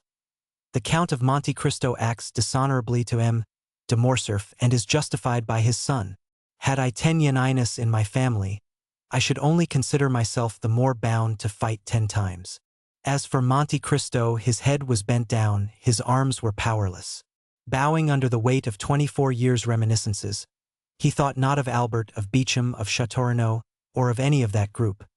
But he thought of that courageous woman who had come to plead for her son's life, to whom he had offered his, and who had now saved it by the revelation of a dreadful family secret, capable of destroying forever in that young man's heart every feeling of filial piety. "Providence still," murmured he. "Now only am I fully convinced of being the emissary of God." Chapter 91. Mother and son. The Count of Monte Cristo bowed to the 5 young men with a melancholy and dignified smile, and got into his carriage with Maximilian and Emmanuel. Albert, Beauchamp, and Châteaurenaud remained alone. Albert looked at his 2 friends, not timidly, but in a way that appeared to ask their opinion of what he had just done.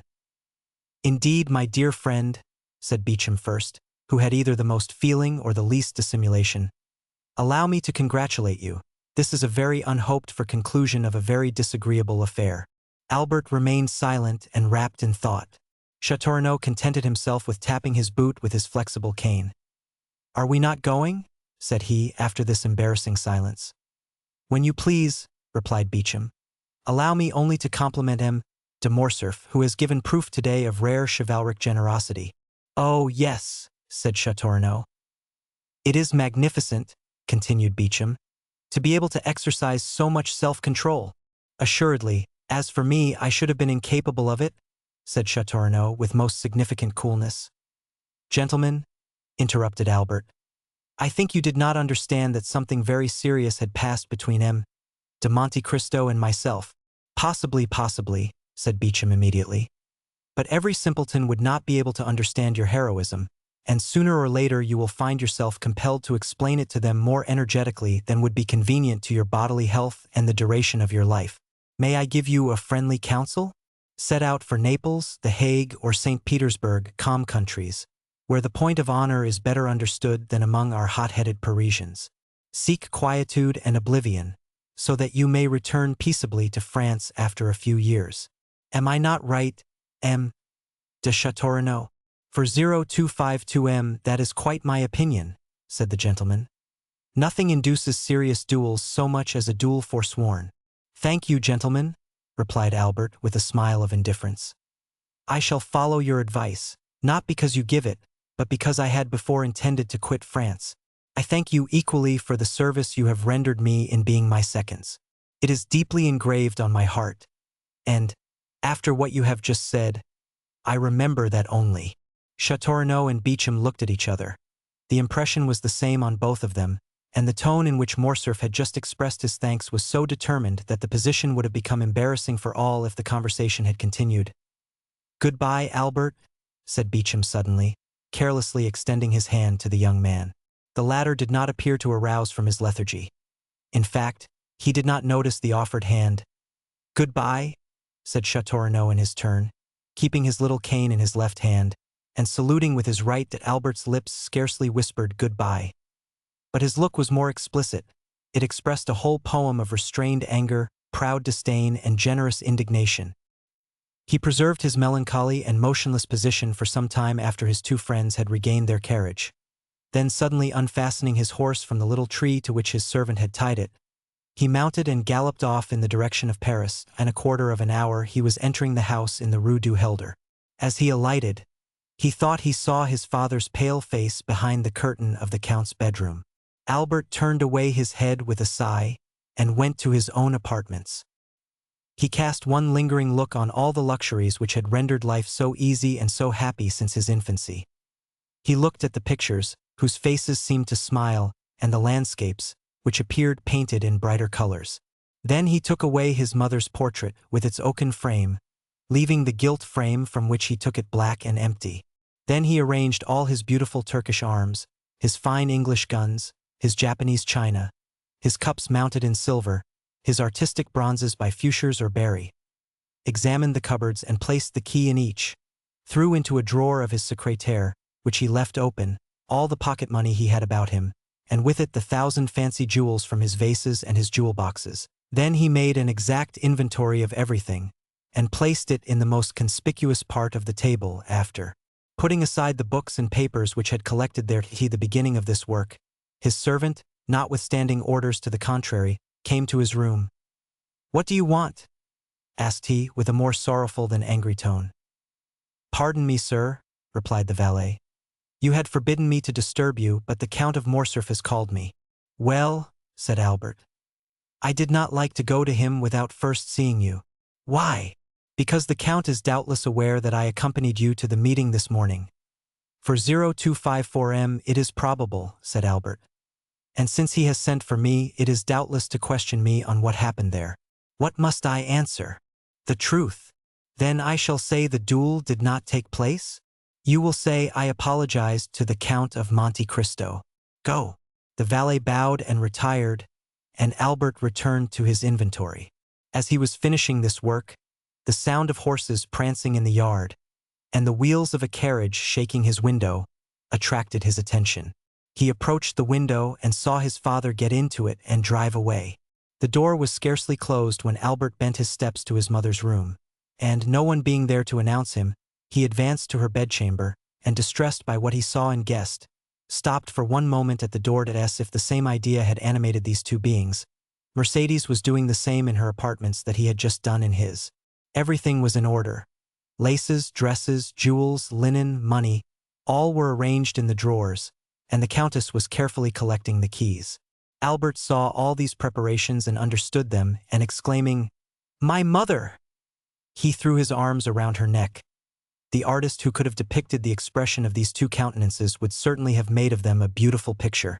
All these proofs of an energetic resolution, which Albert did not fear on his own account, alarmed him for his mother. "What are you doing?" asked he. "What were you doing?" replied she. "Oh, my mother!" exclaimed Albert, so overcome he could scarcely speak. "It is not the same with you and me. You cannot have made the same resolution I have, for I have come to warn you that I bid adieu to your house, and to you." "I also," replied Mercédès, "am going, and I acknowledge I had depended on your accompanying me. Have I deceived myself?" "Mother," said Albert with firmness, "I cannot make you share the fate I have planned for myself. I must live henceforth without rank and fortune, and to begin this hard apprenticeship I must borrow from a friend the loaf I shall eat until I have earned one. So, my dear mother, I am going at once to ask Franz to lend me the small sum I shall require to supply my present wants. You, my poor child, suffer poverty and hunger? Oh, do not say so. It will break my resolutions." "But not mine, mother," replied Albert. "I am young and strong. I believe I am courageous, and since yesterday I have learned the power of will. Alas, my dear mother, some have suffered so much, and yet live, and have raised a new fortune on the ruin of all the promises of happiness which heaven had made them, on the fragments of all the hope which God had given them. I have seen that, mother. I know that from the gulf in which their enemies have plunged them they have risen with so much vigor and glory that in their turn they have ruled their former conquerors, and have punished them. No, mother, from this moment I have done with the past, and accept nothing from it, not even a name, because you can understand that your son cannot bear the name of a man who ought to blush for it before another." "Albert, my child," said Mercédès, "if I had a stronger heart, that is the counsel I would have given you. Your conscience has spoken when my voice became too weak. Listen to its dictates. You had friends, Albert. Break off their acquaintance. But do not despair. You have life before you, my dear Albert, for you are yet scarcely 22 years old. And as a pure heart like yours wants a spotless name, take my father's. It was Herrera.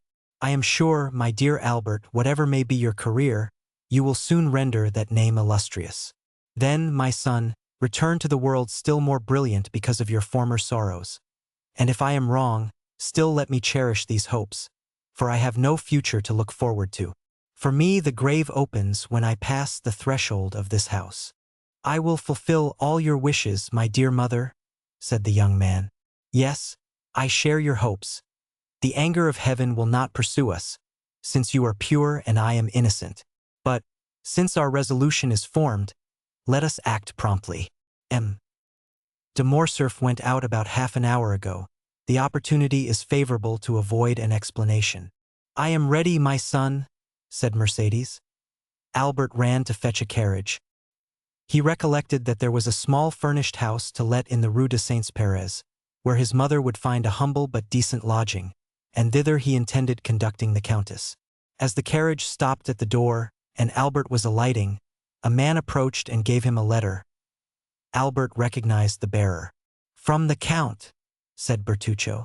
Albert took the letter, opened and read it, then looked round for Bertuccio, but he was gone. He returned to Mercédès with tears in his eyes and heaving breast, and without uttering a word he gave her the letter. Mercédès read, "Albert, while showing you that I have discovered your plans, I hope also to convince you of my delicacy. You are free, you leave the Count's house, and you take your mother to your home. But reflect, Albert, you owe her more than your poor noble heart can pay her. Keep the struggle for yourself, bear all the suffering, but spare her the trial of poverty which must accompany your first efforts. For she deserves not even the shadow of the misfortune which has this day fallen on her, and Providence is not willing that the innocent should suffer for the guilty. I know you are going to leave the Rue du Helder without taking anything with you. Do not seek to know how I discovered it. I know it, that is sufficient. Now listen, Albert. 24 years ago I returned, proud and joyful, to my country. I had a betrothed, Albert, a lovely girl whom I adored, and I was bringing to my betrothed 150 louis, painfully amassed by ceaseless toil. This money was for her. I destined it for her, and, knowing the treachery of the sea, I buried our treasure in the little garden of the house my father lived in at Marseilles, on the Allées de Mailhen. Your mother, Albert, knows that poor house well. A short time since I passed through Marseilles, and went to see the old place, which revived so many painful recollections. And in the evening I took a spade and dug in the corner of the garden where I had concealed my treasure. The iron box was there. No one had touched it. Under a beautiful fig tree my father had planted the day I was born, which overshadowed the spot. Well, Albert, this money, which was formerly designed to promote the comfort and tranquility of the woman I adored, may now, through strange and painful circumstances, be devoted to the same purpose. Oh, feel for me, who could offer millions to that poor woman, but who return her only the piece of black bread forgotten under my poor roof since the day I was torn from her I loved. You are a generous man, Albert, but perhaps you may be blinded by pride or resentment. If you refuse me, if you ask another for what I have a right to offer you, I will say it is ungenerous of you to refuse the life of your mother at the hands of a man whose father was allowed by your father to die in all the horrors of poverty and despair. Albert stood pale and motionless to hear what his mother would decide after she had finished reading this letter. Mercédès turned her eyes with an ineffable look towards heaven. I accept it, said she. He has a right to pay the dowry which I shall take with me to some convent. Putting the letter in her bosom, she took her son's arm, and with a firmer step than she even herself expected she went downstairs. Chapter 92. The suicide. Meanwhile, Monte Cristo had also returned to town with Emmanuel and Maximilian. Their return was cheerful. Emmanuel did not conceal his joy at the peaceful termination of the affair, and was loud in his expressions of delight. Morrel, in a corner of the carriage, allowed his brother-in-law's gaiety to expend itself in words, while he felt equal inward joy, which, however, betrayed itself only in his countenance. He, the Barrier du Trône, they met Bertuccio, who was waiting there, motionless as a sentinel at his post. Monte Cristo put his head out of the window, exchanged a few words with him in a low tone, and the steward disappeared. "Count," said Emmanuel, when they were at the end of the Place Royale, "put me down at my door, that my wife may not have a single moment of needless anxiety on my account or yours." "If it were not ridiculous to make a display of our triumph," said Morrel, "I would invite the Count to our house. Besides that, he doubtless has some trembling heart to comfort. So we will take leave of our friend, and let him hasten home." "Stop a moment," said Monte Cristo. "Do not let me lose both my companions. Return, Emmanuel, to your charming wife, and present my best compliments to her. And do you, Morrel, accompany me to the Champs-Élysées." "Willingly," said Maximilian, "particularly as I have business in that quarter." "Shall we wait breakfast for you?" asked Emmanuel. "No," replied the young man. The door was closed, and the carriage proceeded. "See what good fortune I brought you," said Morrel, when he was alone with the Count. "Have you not thought so?" "Yes," said Monte Cristo. "For that reason I wish to keep you near me." "It is miraculous," continued Morrel, answering his own thoughts. "What?" said Monte Cristo. "What has just happened?" "Yes," said the Count. "You are right. It is miraculous." "For Albert is brave," resumed Morrel. "Very brave," said Monte Cristo. "I have seen him sleep with a sword suspended over his head, and I know he has fought 2 duels," said Morrel. "How can you reconcile that with his conduct this morning?" "All owing to your influence," replied Monte Cristo, smiling. "It is well for Albert he is not in the army," said Morrel. "Why, an apology on the ground," said the young captain, shaking his head. "Come," said the Count mildly. "Do not entertain the prejudices of ordinary men, Morrel. Acknowledge that if Albert is brave, he cannot be a coward. He must then have had some reason for acting as he did this morning, and confess that his conduct is more heroic than otherwise." "Doubtless, doubtless," said Morrel. but I shall say, like the Spaniard, he has not been so brave today as he was yesterday. You will breakfast with me, will you not, Moral? Said the Count, to turn the conversation. No, I must leave you at 10 o'clock. Your engagement was for breakfast then? Said the Count. Moral smiled and shook his head. Still you must breakfast somewhere. But if I am not hungry? Said the young man. Oh, said the Count, I only know two things which destroy the appetite. Grief, and as I am happy to see you very cheerful, it is not that, and love. Now after what you told me this morning of your heart, I may believe. Well, Count, replied Moral gaily, I will not dispute it. But you will not make me your confidant, Maximilian? Said the Count, in a tone which showed how gladly he would have been admitted to the secret. I showed you this morning that I had a heart, did I not, Count? Monte Cristo only answered by extending his hand to the young man. Well, continued the latter, since that heart is no longer with you in the Bois de Vincennes, it is elsewhere, and I must go and find it. Go, said the Count deliberately. Go, dear friend, but promise me if you meet with any obstacle to remember that I have some power in this world, that I am happy to use that power in the behalf of those I love, and that I love you, Moral. For 0260M I will remember it, said the young man, as selfish children recollect their parents when they want their aid. When I need your assistance, and the moment arrives, I will come to you, Count. Well, I rely upon your promise. Goodbye, then. Goodbye, till we meet again. They had arrived in the Champs-Élysées. Monte Cristo opened the carriage door. Moral sprang out on the pavement. Bertuccio was waiting on the steps. Moral disappeared down the Avenue de Marigny, and Monte Cristo hastened to join Bertuccio. Well? Asked he. She is going to leave her house, said the steward. And her son, Florentine, his valet, thinks he is going to do the same. Come this way. Monte Cristo took Bertuccio into his study, wrote the letter we have seen, and gave it to the steward. Go, said he quickly. But first, let Haydée be informed that I have returned. Here I am, said the young girl, who at the sound of the carriage had run downstairs and whose face was radiant with joy at seeing the Count return safely. Bertuccio left. Every transport of a daughter finding a father, all the delight of a mistress seeing an adored lover, were felt by Haydée during the first moments of this meeting, which she had so eagerly expected. Doubtless, although less evident, Monte Cristo's joy was not less intense. Joy to hearts which have suffered long is like the dew on the ground after a long drought. Both the heart and the ground absorb that beneficent moisture falling on them, and nothing is outwardly apparent. Monte Cristo was beginning to think, what he had not for a long time dared to believe, that there were two Mercédès in the world, and he might yet be happy. His eye, elate with happiness, was reading eagerly the tearful gaze of Haydée, when suddenly the door opened. The Count knit his brow. M.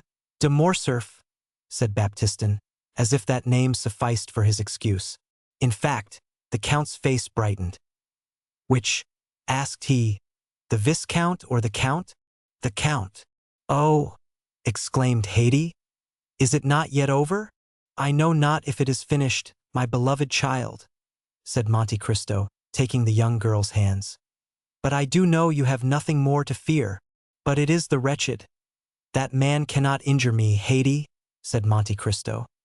It was his son alone that there was cause to fear, and what I have suffered, said the young girl. You shall never know, my lord. Monte Cristo smiled. By my father's tomb, said he, extending his hand over the head of the young girl. I swear to you, Haydée, that if any misfortune happens, it will not be to me. I believe you, my lord, as implicitly as if God had spoken to me, said the young girl, presenting her forehead to him. Monte Cristo pressed on that pure, beautiful forehead a kiss which made two hearts throb at once, the one violently, the other secretly. Oh, murmured the Count. Shall I then be permitted to love again? Ask M. de Morcerf into the drawing-room, said he to Baptistin. While he led the beautiful Greek girl to a private staircase, we must explain this visit, which although expected by Monte Cristo, is unexpected to our readers. While Mercédès, as we have said, was making a similar inventory of her property to Albert's, while she was arranging her jewels, shutting her drawers, collecting her keys, to leave everything in perfect order, She did not perceive a pale and sinister face at a glass door which threw light into the passage, from which everything could be both seen and heard. He who was thus looking, without being heard or seen, probably heard and saw all that passed in Madame de Morcerf's apartments. From that glass door the pale-faced man went to the Count's bedroom and raised with a constricted hand the curtain of a window overlooking the courtyard. He remained there 10 minutes, motionless and dumb, listening to the beating of his own heart. For him those 10 minutes were very long. It was then Albert, returning from his meeting with the Count, perceived his father watching for his arrival behind a curtain, and turned aside. The Count's eye expanded.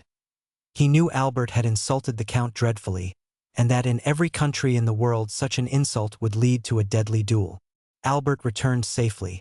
Then the Count was revenged. An indescribable ray of joy illumined that wretched countenance like the last ray of the sun before it disappears behind the clouds which bear the aspect, not of a downy couch, but of a tomb. But as we have said, he waited in vain for his son to come to his apartment with the account of his triumph. He easily understood why his son did not come to see him before he went to avenge his father's honor. But when that was done, why did not his son come and throw himself into his arms? It was then, when the Count could not see Albert, that he sent for his servant, who he knew was authorized not to conceal anything from him. 10 minutes afterwards, General Morcerf was seen on the steps in a black coat with a military collar, black pantaloons, and black gloves. Chapter 92. The suicide. Meanwhile, Monte Cristo had also returned to town with Emmanuel and Maximilian. Their return was cheerful.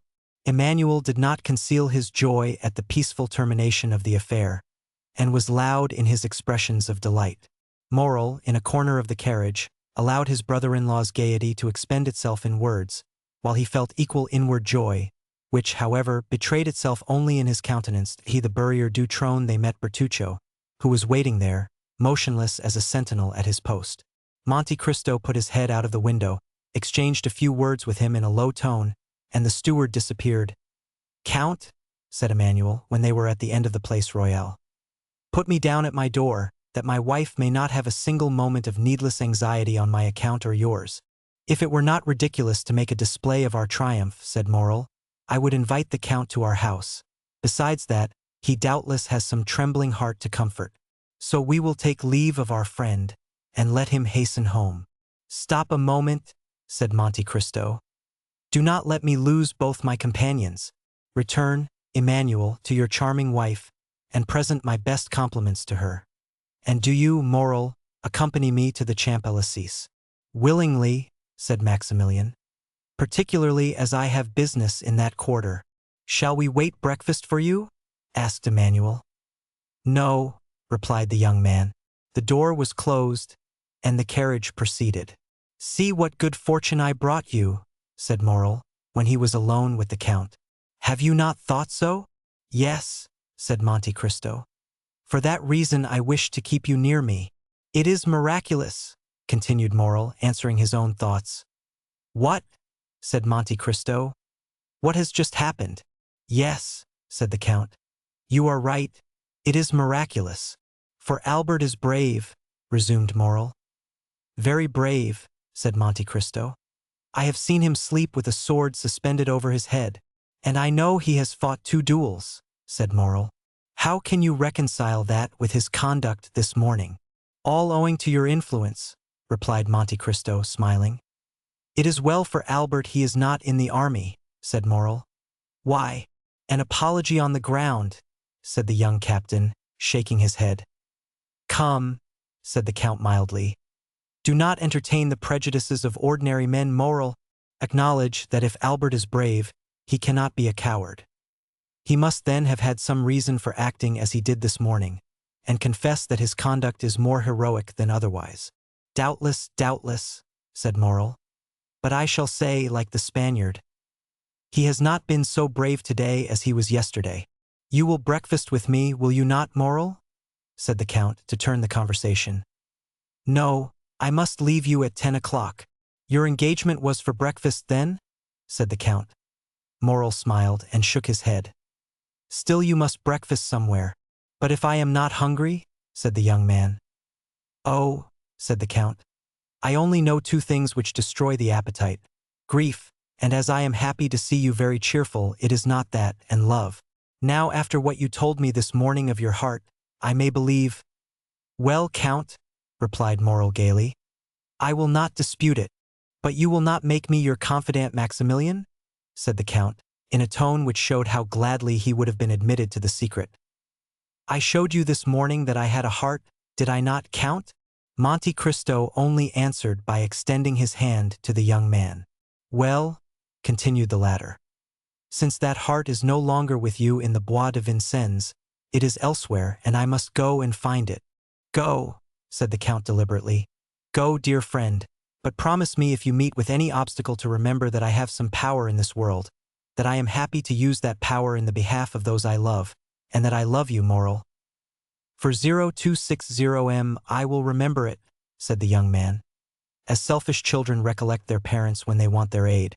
When I need your assistance, and the moment arrives, I will come to you, Count." "Well, I rely upon your promise. Goodbye, then." "Goodbye, till we meet again." They had arrived in the Champs-Élysées. Monte Cristo opened the carriage door. Morrel sprang out on the pavement. Bertuccio was waiting on the steps. Morrel disappeared down the Avenue de Marigny, and Monte Cristo hastened to join Bertuccio. "Well?" asked he. "She is going to leave her house," said the steward.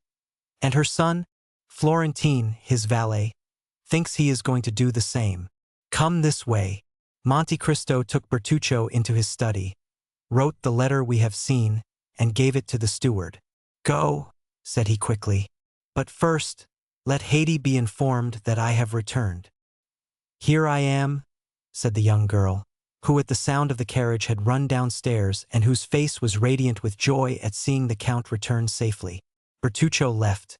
Every transport of a daughter finding a father, all the delight of a mistress seeing an adored lover, were felt by Haydée during the first moments of this meeting, which she had so eagerly expected. Doubtless, although less evident, Monte Cristo's joy was not less intense. Joy to hearts which have suffered long is like the dew on the ground after a long drought. Both the heart and the ground absorb that beneficent moisture falling on them, and nothing is outwardly apparent. Monte Cristo was beginning to think, what he had not for a long time dared to believe, that there were two Mercédès in the world, and he might yet be happy. His eye, elate with happiness, was reading eagerly the tearful gaze of Haydée, when suddenly the door opened. The Count knit his brow. "M. de Morcerf," said Baptistin, as if that name sufficed for his excuse. In fact, the Count's face brightened. "Which?" asked he. "The Viscount or the Count?" "The Count." "Oh!" exclaimed Haydée. "Is it not yet over?" "I know not if it is finished, my beloved child," said Monte Cristo, taking the young girl's hands. "But I do know you have nothing more to fear. But it is the wretched—" "That man cannot injure me, Haydée," said Monte Cristo. "It was his son alone that there was cause to fear. And what I have suffered," said the young girl, "you shall never know, my lord." Monte Cristo smiled. "By my father's tomb," said he, extending his hand over the head of the young girl. "I swear to you, Haydée, that if any misfortune happens, it will not be to me." "I believe you, my lord, as implicitly as if God had spoken to me," said the young girl, presenting her forehead to him. Monte Cristo pressed on that pure, beautiful forehead a kiss which made two hearts throb at once, the one violently, the other secretly. "Oh!" murmured the Count. "Shall I then be permitted to love again?" "Ask M. de Morcerf into the drawing-room," said he to Baptistin. While he led the beautiful Greek girl to a private staircase, we must explain this visit, which, although expected by Monte Cristo, is unexpected to our readers. While Mercédès, as we have said, was making a similar inventory of her property to Albert's, while she was arranging her jewels, shutting her drawers, collecting her keys, to leave everything in perfect order, she did not perceive a pale and sinister face at a glass door which threw light into the passage, from which everything could be both seen and heard. He who was thus looking, without being heard or seen, probably heard and saw all that passed in Madame de Morcerf's apartments. From that glass door the pale-faced man went to the Count's bedroom and raised with a constricted hand the curtain of a window overlooking the courtyard. He remained there 10 minutes, motionless and dumb, listening to the beating of his own heart. For him, those 10 minutes were very long. It was then Albert, returning from his meeting with the Count, perceived his father watching for his arrival behind a curtain, and turned aside. The Count's eye expanded. He knew Albert had insulted the Count dreadfully, and that in every country in the world such an insult would lead to a deadly duel. Albert returned safely. Then the Count was revenged. An indescribable ray of joy illumined that wretched countenance like the last ray of the sun before it disappears behind the clouds which bear the aspect, not of a downy couch, but of a tomb. But as we have said, he waited in vain for his son to come to his apartment with the account of his triumph. He easily understood why his son did not come to see him before he went to avenge his father's honor. But when that was done, why did not his son come and throw himself into his arms? It was then, when the Count could not see Albert, that he sent for his servant, who he knew was authorized not to conceal anything from him. 10 minutes afterwards, General Morcerf was seen on the steps in a black coat with a military collar, black pantaloons, and black gloves. He had apparently given previous orders, for as he reached the bottom step his carriage came from the coach-house ready for him. The valet threw into the carriage his military cloak, in which 2 swords were wrapped, and, shutting the door, he took his seat by the side of the coachman. The coachman stooped down for his orders. "To the Champs-Élysées," said the general. "The Count of Monte Cristo's. Hurry!" The horses bounded beneath the whip, and in 5 minutes they stopped before the Count's door. De Morcerf opened the door himself, and as the carriage rolled away he passed up the walk, rang, and entered the open door with his servant. That a moment afterwards, Baptistin announced the Count of Morcerf to Monte Cristo, and the latter, leading Haydée aside, ordered that Morcerf be asked into the drawing-room. The general was pacing the room the 3rd time when, in turning, he perceived Monte Cristo at the door. "Ah, it is M. de Morcerf," said Monte Cristo quietly. "I thought I had not heard aright." "Yes, it is I," said the Count, whom a frightful contraction of the lips prevented from articulating freely. "May I know the cause which procures me the pleasure of seeing M. de Morcerf so early? Had you not a meeting with my son this morning?" asked the general. "I had," replied the Count, "and I know my son had good reasons to wish to fight with you and to endeavor to kill you." "Yes, sir, he had very good ones. But you see that in spite of them he has not killed me, and did not even fight. Yet he considered you the cause of his father's dishonor, the cause of the fearful ruin which has fallen on my house." "It is true, sir," said Monte Cristo with his dreadful calmness. "A secondary cause, but not the principal. Doubtless you made, then, some apology or explanation?" "I explained nothing, and it is he who apologized to me." "But to what do you attribute this conduct?" "To the conviction, probably, that there was one more guilty than I." "And who was that?" "His father." "That may be," said the Count, turning pale. "But you know the guilty do not like to find themselves convicted." "I know it, and I expected this result." "You expected my son would be a coward?" cried the Count. "Albert de Morcerf is no coward," said Monte Cristo. "A man who holds a sword in his hand and sees a mortal enemy within reach of that sword and does not fight is a coward. Why is he not here that I may tell him so?" "Sir," replied Monte Cristo coldly, "I did not expect that you had come here to relate to me your little family affairs.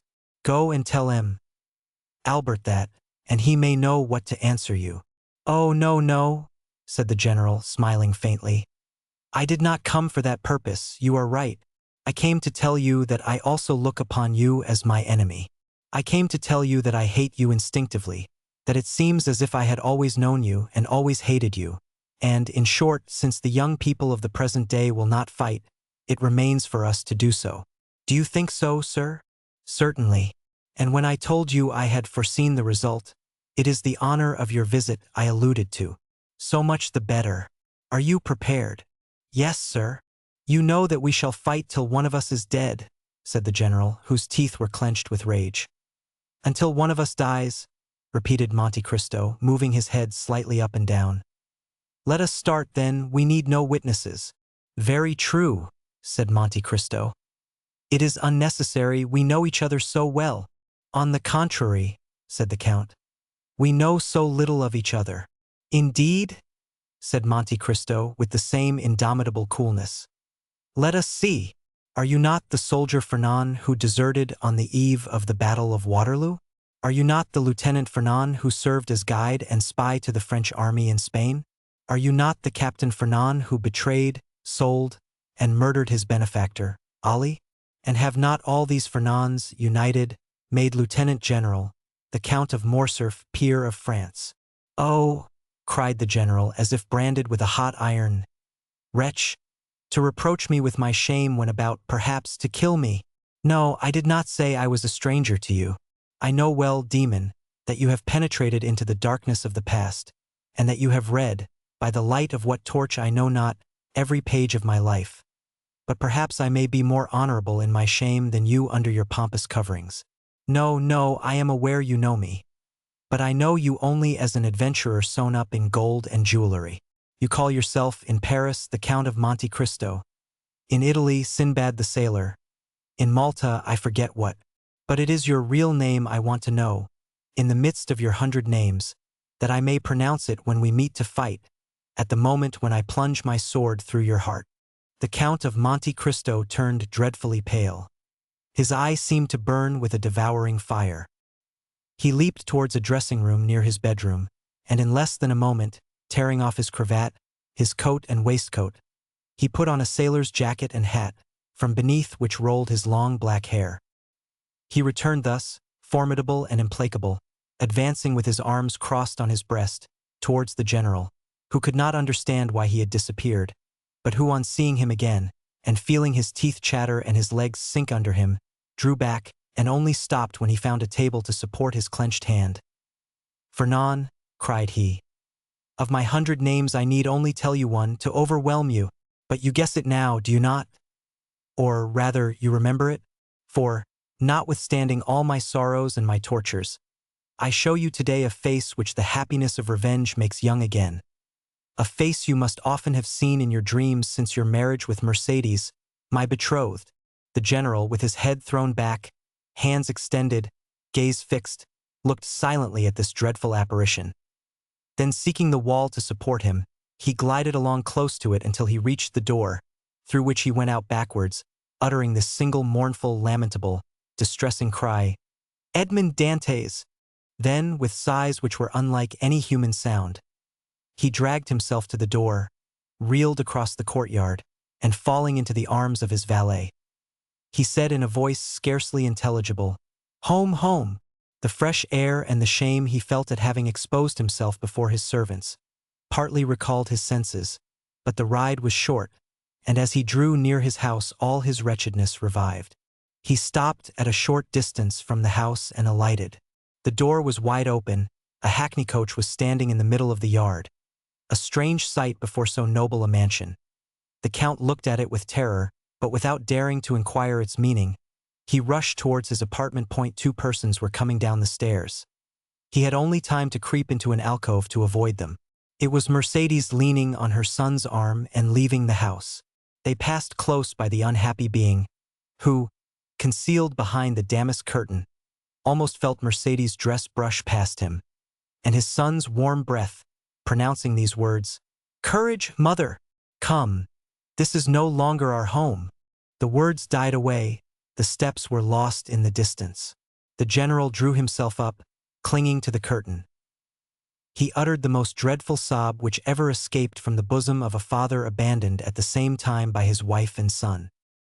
He soon heard the clatter of the iron step of the hackney coach, then the coachman's voice, and then the rolling of the heavy vehicle shook the windows. He darted to his bedroom to see once more all he had loved in the world. But the hackney coach drove on, and the head of neither Mercédès nor her son appeared at the window to take a last look at the house or the deserted father and husband, and at the very moment when the wheels of that coach crossed the gateway a report was heard, and a thick smoke escaped through one of the panes of the window, which was broken by the explosion. Chapter 93. Valentine. We may easily conceive where Morrel's appointment was. On leaving Monte Cristo he walked slowly towards Villefort's. We say slowly, for Morrel had more than half an hour to spare to go 500 steps, but he had hastened to take leave of Monte Cristo because he wished to be alone with his thoughts. He knew his time well, the hour when Valentine was giving Noirtier his breakfast, and was sure not to be disturbed in the performance of this pious duty. Noirtier and Valentine had given him leave to go twice a week, and he was now availing himself of that permission that he arrived. Valentine was expecting him. Uneasy and almost crazed, she seized his hand and led him to her grandfather. This uneasiness, amounting almost to frenzy, arose from the report Morcerf's adventure had made in the world, for the affair at the opera was generally known. No one at Villefort's doubted that a duel would ensue from it. Valentine, with her woman's instinct, guessed that Morel would be Monte Cristo's second, and from the young man's well-known courage and his great affection for the Count, she feared that he would not content himself with the passive part assigned to him. We may easily understand how eagerly the particulars were asked for, given, and received, and Morel could read an indescribable joy in the eyes of his beloved, when she knew that the termination of this affair was as happy as it was unexpected. "Now," said Valentine, motioning to Morel to sit down near her grandfather, while she took her seat on his footstool. "Now let us talk about our own affairs. You know, Maximilien, grandpapa once thought of leaving this house, and taking an apartment away from M. de Villefort's." "Yes," said Maximilien. "I recollect the project, of which I highly approved." "Well," said Valentine, "you may approve again, for grandpapa is again thinking of it." "Bravo," said Maximilien. 40272M. "And do you know," said Valentine, "what reason grandpapa gives for leaving this house?" Noirtier looked at Valentine to impose silence, but she did not notice him. Her looks, her eyes, her smile were all for Morel. "Oh, whatever may be M. Noirtier's reason," answered Morel, "I can readily believe it to be a good one." "An excellent one," said Valentine. "He pretends the air of the Faubourg Saint-Honoré is not good for me." "Indeed?" said Morel. "In that M. Noirtier may be right. You have not seemed to be well for the last fortnight."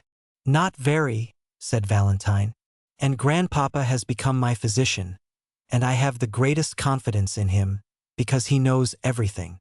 "Do you then really suffer?" asked Morel quickly. "Oh, it must not be called suffering. I feel a general uneasiness, that is all. I have lost my appetite, and my stomach feels as if it were struggling to get accustomed to something." Noirtier did not lose a word of what Valentine said. "And what treatment do you adopt for this singular complaint?" "A very simple one," said Valentine. "I swallow every morning a spoonful of the mixture prepared for my grandfather. When I say 1 spoonful, I began by 1, now I take 4. Grandpapa says it is a panacea." Valentine smiled, but it was evident that she suffered. Maximilien, in his devotedness, gazed silently at her. She was very beautiful, but her usual pallor had increased.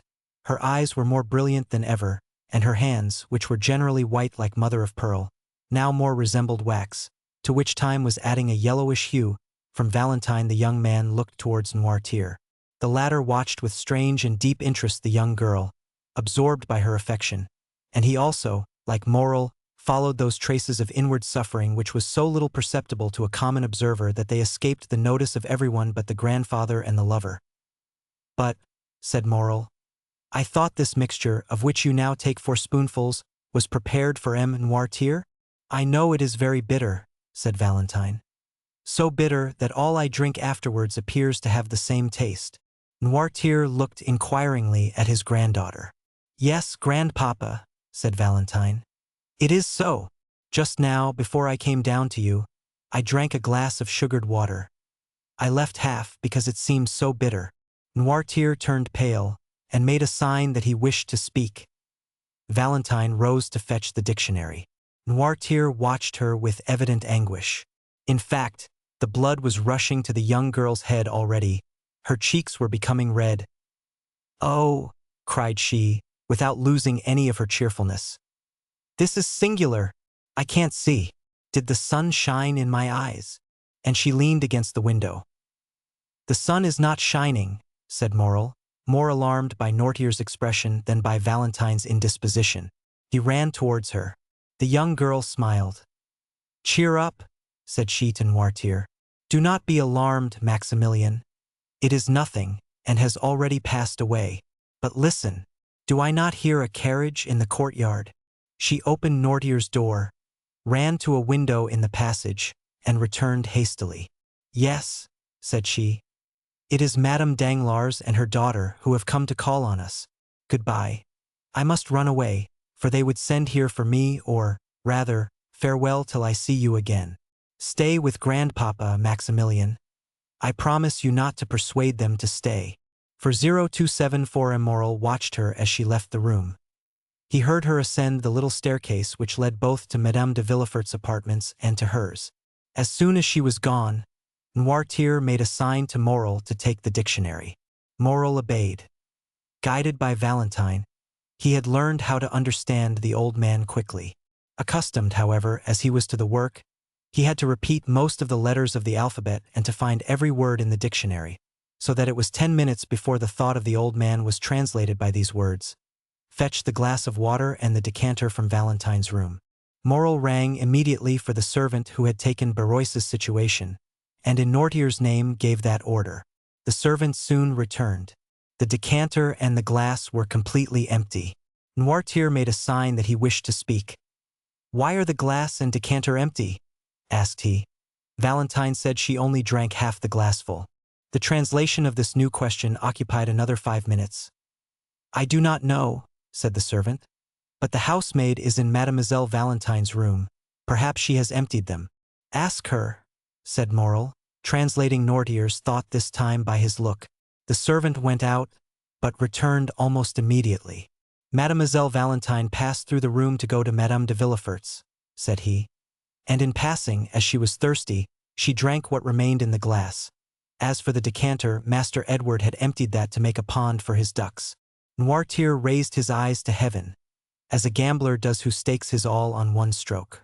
From that moment the old man's eyes were fixed on the door, and did not quit it. It was indeed Madame Danglars and her daughter whom Valentine had seen.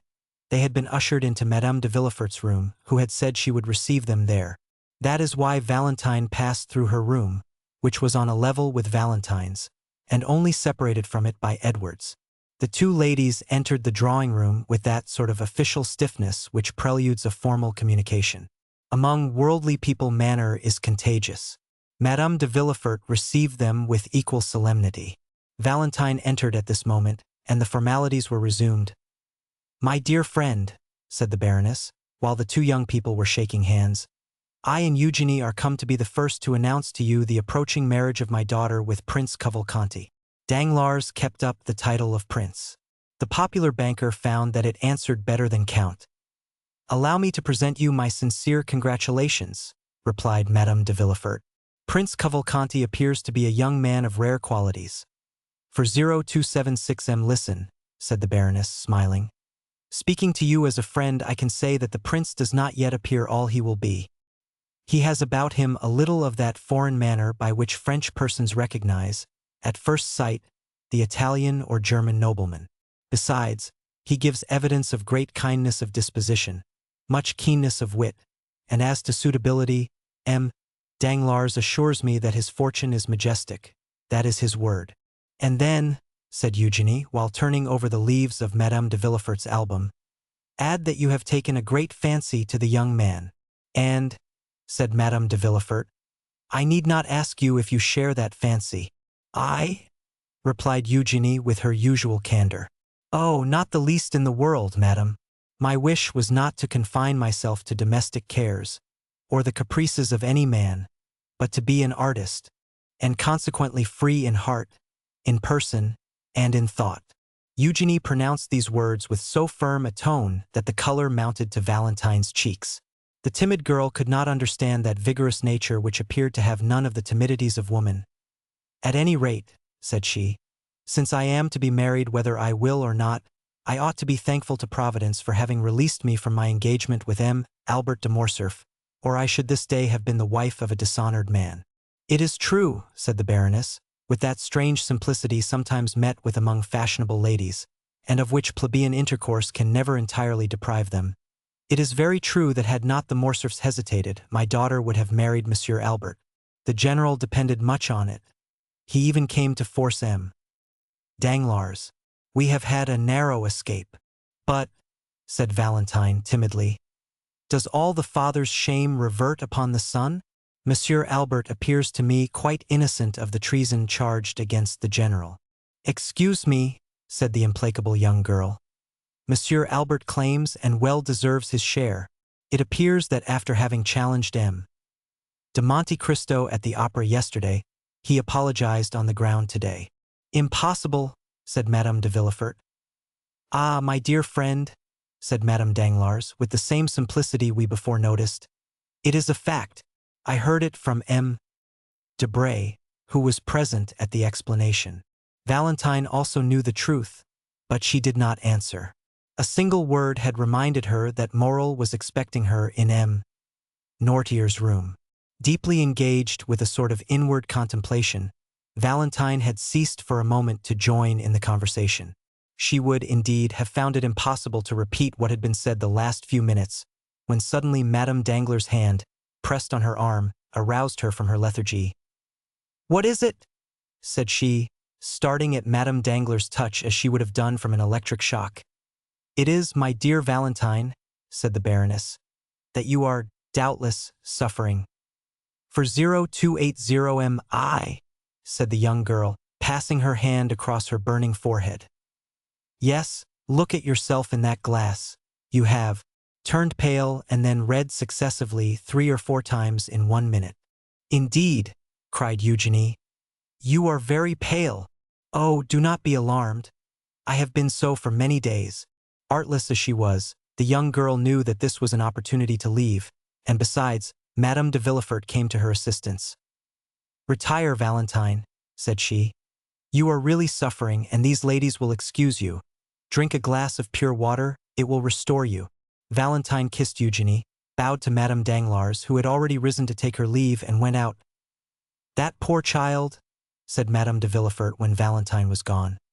"She makes me very uneasy, and I should not be astonished if she had some serious illness." Meanwhile, Valentine, in a sort of excitement which she could not quite understand, had crossed Edward's room without noticing some trick of the child, and through her own had reached the little staircase. She was within 3 steps of the bottom. She already heard Morrel's voice, when suddenly a cloud passed over her eyes, her stiffened foot missed the step, her hands had no power to hold the baluster, and falling against the wall she lost her balance wholly and toppled to the floor. Morrel bounded to the door, opened it, and found Valentine stretched out at the bottom of the stairs. Quick as a flash, he raised her in his arms and placed her in a chair. Valentine opened her eyes. "Oh, what a clumsy thing I am," said she with feverish volubility. "I don't know my way. I forgot there were 3 more steps before the landing."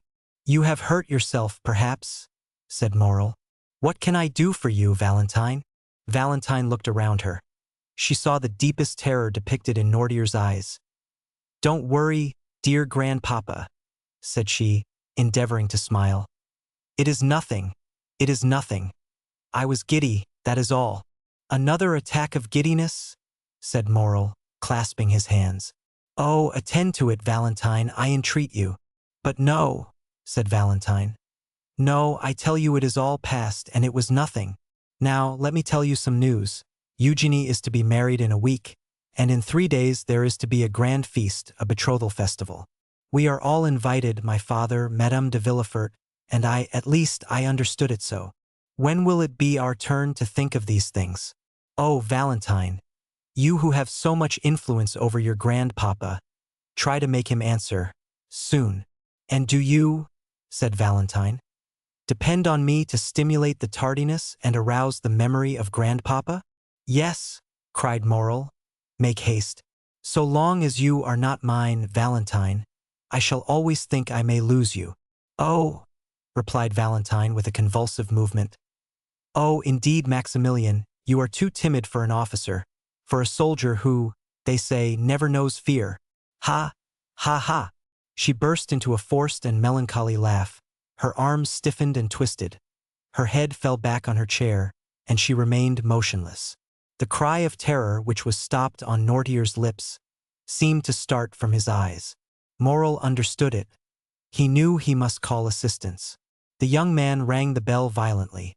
The housemaid who had been in Mademoiselle Valentine's room, and the servant who had replaced Barrois, ran in at the same moment. Valentine was so pale, so cold, so inanimate that without listening to what was said to them they were seized with the fear which pervaded that house. and they flew into the passage crying for help. Madame Danglars and Eugénie were going out at that moment. They heard the cause of the disturbance. "I told you so!" exclaimed Madame de Villefort. "Poor child!" Chapter 94. Maximilian's avowal. At the same moment M. de Villefort's voice was heard calling from his study. "What is the matter?" Morrel looked at Noirtier, who had recovered his self-command, and with a glance indicated the closet where once before, under somewhat similar circumstances, he had taken refuge. He had only time to get his hat and throw himself breathless into the closet when the procureur's footstep was heard in the passage. Villefort sprang into the room, ran to Valentine, and took her in his arms. A physician, M. d'Avrigny," cried Villefort. "Or rather I will go for him myself." He flew from the apartment, and Morrel at the same moment darted out at the other door. He had been struck to the heart by a frightful recollection. The conversation he had heard between the doctor and Villefort the night of Madame de Saint-Méran's death recurred to him. These symptoms, to a less alarming extent, were the same which had preceded the death of Barrois. At the same time, Monte Cristo's voice seemed to resound in his ear with the words he had heard only 2 hours before. "Whatever you want, Morrel, come to me. I have great power." More rapidly than thought, he darted down the Rue Matignon, and thence to the Avenue de Champs-Élysées. Meanwhile M.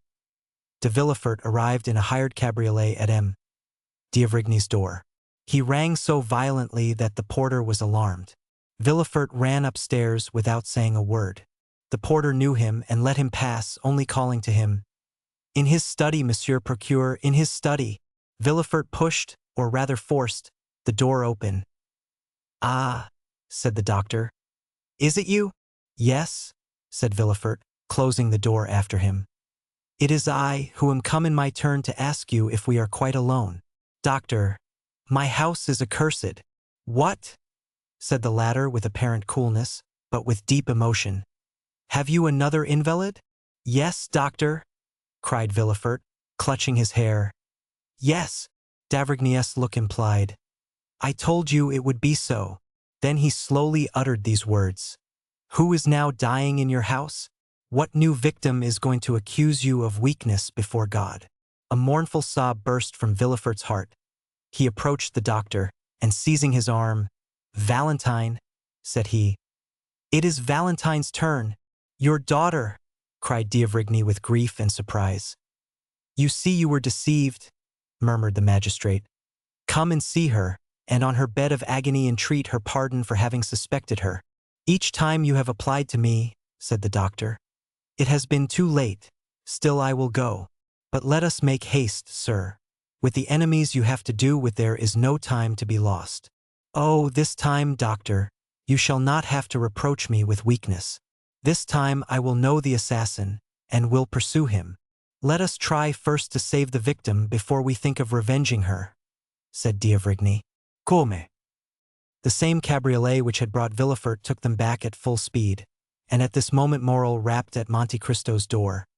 The Count was in his study and was reading with an angry look something which Bertuccio had brought in haste. Hearing the name of Morrel, who had left him only 2 hours before, the Count raised his head, arose, and sprang to meet him. "What is the matter, Maximilian?" asked he. "You are pale, and the perspiration rolls from your forehead." Morrel fell into a chair. "Yes," said he, "I came quickly. I wanted to speak to you." "Are all your family well?" asked the Count, with an affectionate benevolence, whose sincerity no one could for a moment doubt. "Thank you, Count, thank you," said the young man, evidently embarrassed how to begin the conversation. "Yes, everyone in my family is well. So much the better.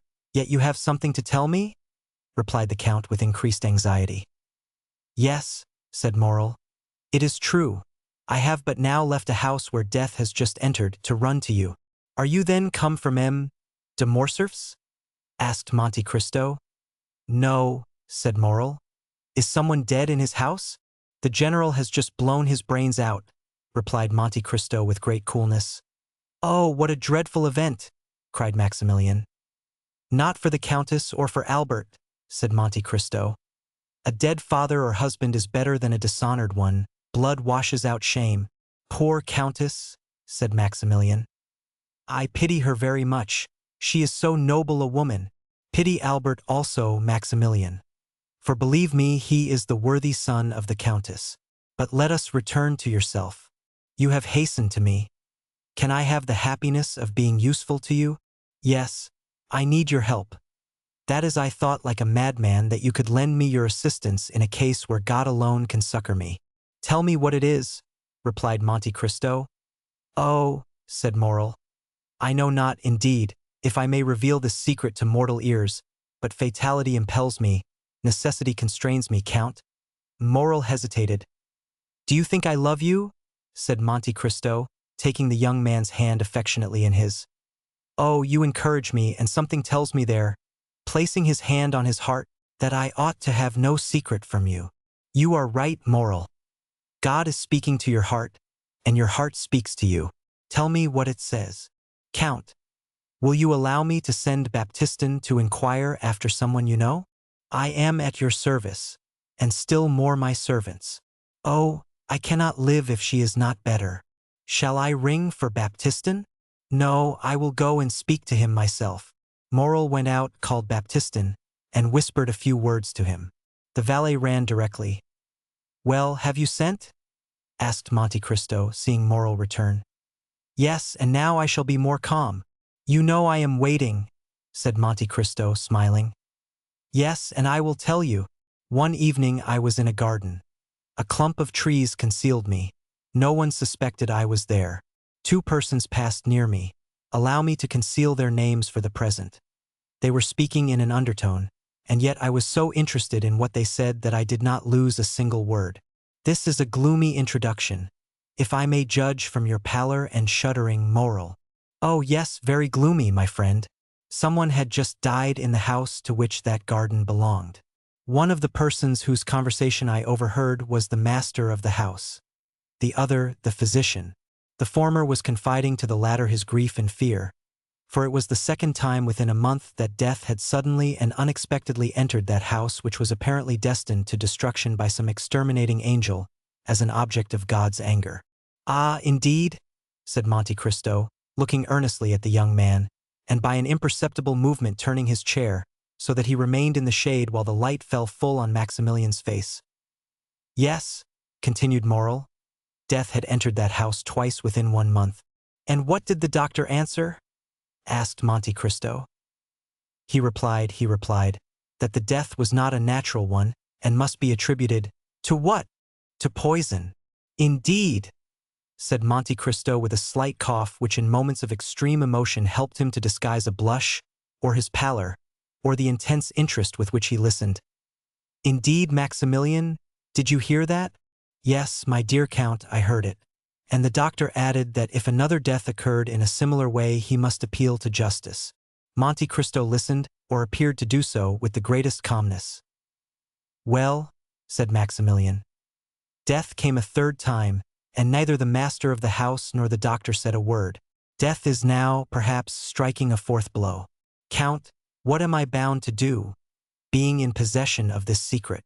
My dear friend, said Monte Cristo, you appear to be relating an adventure which we all know by heart.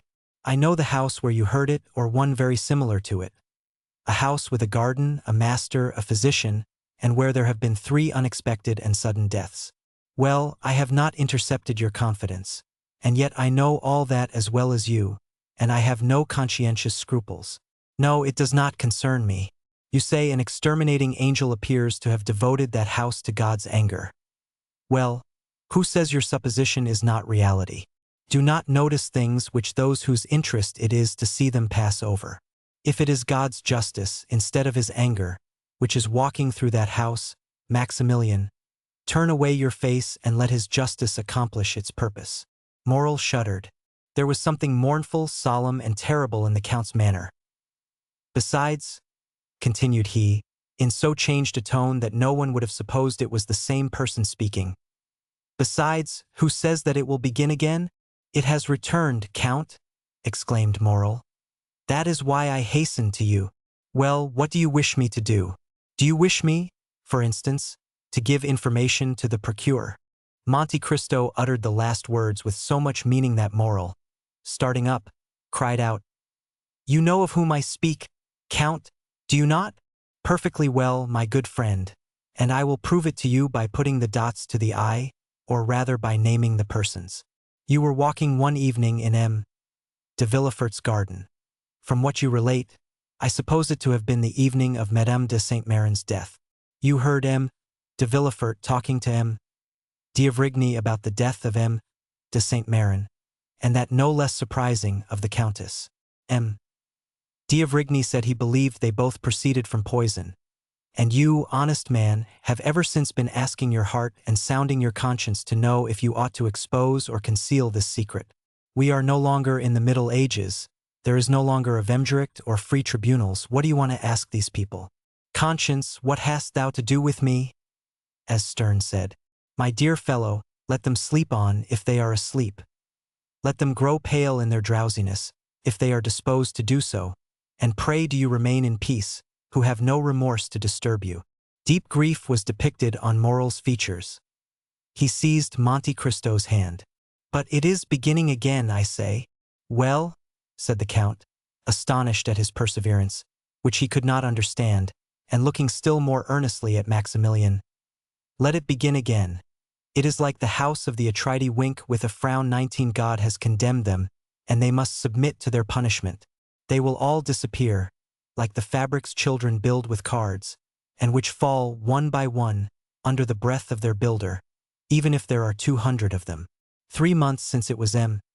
de Saint-Méran. Madame de Saint-Méran 2 months since. The other day it was Berois. Today the old Noirtier or young Valentine. You knew it? Cried Morel, in such a paroxysm of terror that Monte Cristo started. He whom the falling heavens would have found unmoved. You knew it and said nothing? And what is it to me? Replied Monte Cristo, shrugging his shoulders. Do I know those people? And must I lose the one to save the other? Faith, no, for between the culprit and the victim I have no choice. But I, cried Morel, groaning with sorrow, I love her. You love? Whom? Cried Monte Cristo, starting to his feet, and seizing the 2 hands which Morel was raising towards heaven. I love most fondly, I love madly. I love as a man who would give his lifeblood to spare her a tear. I love Valentine de Villefort, who is being murdered at this moment. Do you understand me? I love her. And I ask God and you how I can save her. Monte Cristo uttered a cry which those only can conceive who have heard the roar of a wounded lion. Unhappy man, cried he, wringing his hands in his turn. You love Valentine, that daughter of an accursed race. Never had Morel witnessed such an expression. Never had so terrible an eye flashed before his face. Never had the genius of terror he had so often seen, either on the battlefield or in the murderous nights of Algeria, shaken around him more dreadful fire. He drew back terrified. As for Monte Cristo, after this ebullition he closed his eyes as if dazzled by internal light. In a moment he restrained himself so powerfully that the tempestuous heaving of his breast subsided, as turbulent and foaming waves yield to the sun's genial influence when the cloud has passed. This silence, self-control, and struggle lasted about 20 seconds. Then the Count raised his pallid face. See, said he, my dear friend, how God punishes the most thoughtless and unfeeling men for their indifference, by presenting dreadful scenes to their view. I, who was looking on, an eager and curious spectator. I, who was watching the working of this mournful tragedy. I, who like a wicked angel was laughing at the evil men committed protected by secrecy. A secret is easily kept by the rich and powerful. I am in my turn bitten by the serpent whose tortuous course I was watching, and bitten to the heart. Morel groaned. Come, come, continued the Count. Complaints are unavailing. Be a man, be strong, be full of hope, for I am here and will watch over you. Morel shook his head sorrowfully. I tell you to hope. Do you understand me? Cried Monte Cristo. Remember that I never uttered a falsehood and am never deceived. It is 12 o'clock, Maximilian. Thank heaven that you came at noon rather than in the evening, or tomorrow morning. Listen, Morel, it is noon. If Valentine is not now dead, she will not die. How so? Cried Morel. When I left her dying, Monte Cristo pressed his hands to his forehead. What was passing in that brain, so loaded with dreadful secrets? What does the angel of light or the angel of darkness say to that mind, at once implacable and generous? God only knows. Monte Cristo raised his head once more, and this time he was calm as a child awaking from its sleep. "Maximilian," said he, "return home. I command you not to stir. Attempt nothing, not to let your countenance betray a thought, and I will send you tidings. Go." "Oh, Count, you overwhelm me with that coolness. Have you, then, power against death? Are you superhuman? Are you an angel?" And the young man, who had never shrunk from danger, shrank before Monte Cristo with indescribable terror. But Monte Cristo looked at him with so melancholy and sweet a smile that Maximilian felt the tears filling his eyes. "I can do much for you, my friend," replied the Count. "Go, I must be alone." Moral: subdued by the extraordinary ascendancy Monte Cristo exercised over everything around him, did not endeavor to resist it. He pressed the Count's hand and left. He stopped one moment at the door for Baptistin, whom he saw in the Rue Matignon, and who was running meanwhile. Villefort and d'Avrigny had made all possible haste. Valentine had not revived from her fainting fit on their arrival, and the doctor examined the invalid with all the care the circumstances demanded, and with an interest which the knowledge of the secret intensified twofold. Villefort, closely watching his countenance and his lips, awaited the result of the examination. Noirtier, paler than even the young girl, more eager than Villefort for the decision, was watching also intently and affectionately. At last d'Avrigny slowly uttered these words. "She is still alive." "Still!" cried Villefort. "Oh, doctor, what a dreadful word is that!" "Yes," said the physician. "I repeat it. She is still alive, and I am astonished at it." "But is she safe?" asked the father. "Yes, since she lives." At that moment d'Avrigny's glance met Noirtier's eye. It glistened with such extraordinary joy, so rich and full of thought, that the physician was struck. He placed the young girl again on the chair. Her lips were scarcely discernible, they were so pale and white, as well as her whole face, and remained motionless, looking at Noirtier, who appeared to anticipate and commend all he did. "Sir," said d'Avrigny to Villefort, "call Mademoiselle Valentine's maid, if you please." Villefort went himself to find her, and d'Avrigny approached Noirtier. "Have you something to tell me?" asked he. The old man winked his eyes expressively, which we may remember was his only way of expressing his approval. "Privately? Yes. Well, I will remain with you." At this moment Villefort returned, followed by the lady's maid, and after her came Madame de Villefort. "What is the matter, then, with this dear child? She has just left me, and she complained of being indisposed, but I did not think seriously of it." The young woman, with tears in her eyes and every mark of affection of a true mother, approached Valentine and took her hand. D'Avrigny continued to look at Noirtier. He saw the eyes of the old man dilate and become round, his cheeks turn pale and tremble.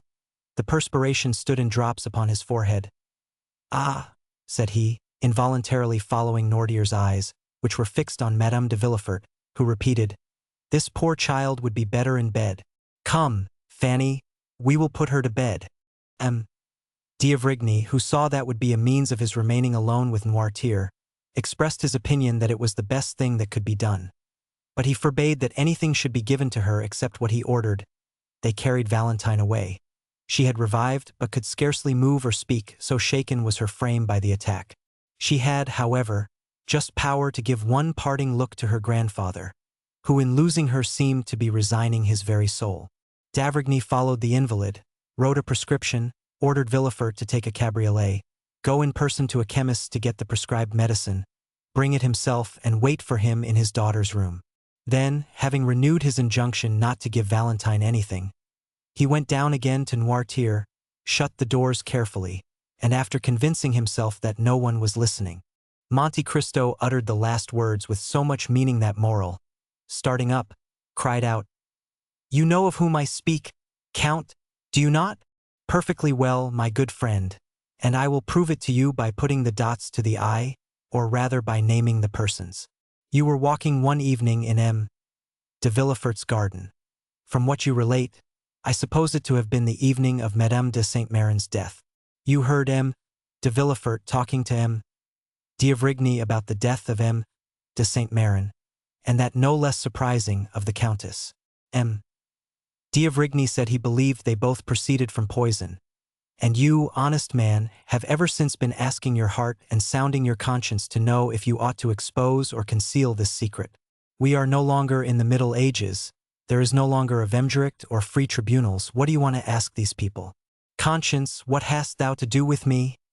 As Sterne said, my dear fellow, let them sleep on if they are asleep. Let them grow pale in their drowsiness, if they are disposed to do so, and pray do you remain in peace, who have no remorse to disturb you. Deep grief was depicted on Morel's features. He seized Monte Cristo's hand. But it is beginning again, I say. Well, said the Count, astonished at his perseverance, which he could not understand, and looking still more earnestly at Maximilian. Let it begin again. It is like the house of the Atridae wink with a frown 19. God has condemned them, and they must submit to their punishment. They will all disappear, like the fabrics children build with cards, and which fall, one by one, under the breath of their builder, even if there are 200 of them. 3 months since it was M. de Saint-Méran. Madame de Saint-Méran 2 months since. The other day it was Berois. Today the old Noirtier or young Valentine. You knew it? Cried Morel, in such a paroxysm of terror that Monte Cristo started. He whom the falling heavens would have found unmoved. You knew it and said nothing? And what is it to me? Replied Monte Cristo, shrugging his shoulders. Do I know those people? And must I lose the one to save the other? Faith, no, for between the culprit and the victim I have no choice. But I, cried Morel, groaning with sorrow, I love her. You love? Whom? Cried Monte Cristo, starting to his feet, and seizing the 2 hands which Morel was raising towards heaven. I love most fondly. I love madly. I love as a man who would give his lifeblood to spare her a tear. I love Valentine de Villefort, who is being murdered at this moment. Do you understand me? I love her. And I ask God and you how I can save her. Monte Cristo uttered a cry which those only can conceive who have heard the roar of a wounded lion. Unhappy man, cried he, wringing his hands in his turn. You love Valentine, that daughter of an accursed race. Never had Morel witnessed such an expression. Never had so terrible an eye flashed before his face. Never had the genius of terror he had so often seen, either on the battlefield or in the murderous nights of Algeria, shaken around him more dreadful fire. He drew back terrified. As for Monte Cristo, after this ebullition he closed his eyes as if dazzled by internal light. In a moment he restrained himself so powerfully that the tempestuous heaving of his breast subsided, as turbulent and foaming waves yield to the sun's genial influence when the cloud has passed. This silence, self-control, and struggle lasted about 20 seconds. Then the Count raised his pallid face. See, said he, my dear friend, how God punishes the most thoughtless and unfeeling men for their indifference, by presenting dreadful scenes to their view.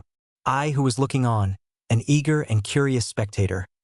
I, who was watching the working of this mournful tragedy. I, who like a wicked angel was laughing at the evil men committed protected by secrecy. A secret is easily kept by the rich and powerful. I am in my turn bitten by the serpent whose tortuous course I was watching, and bitten to the heart. Morel groaned.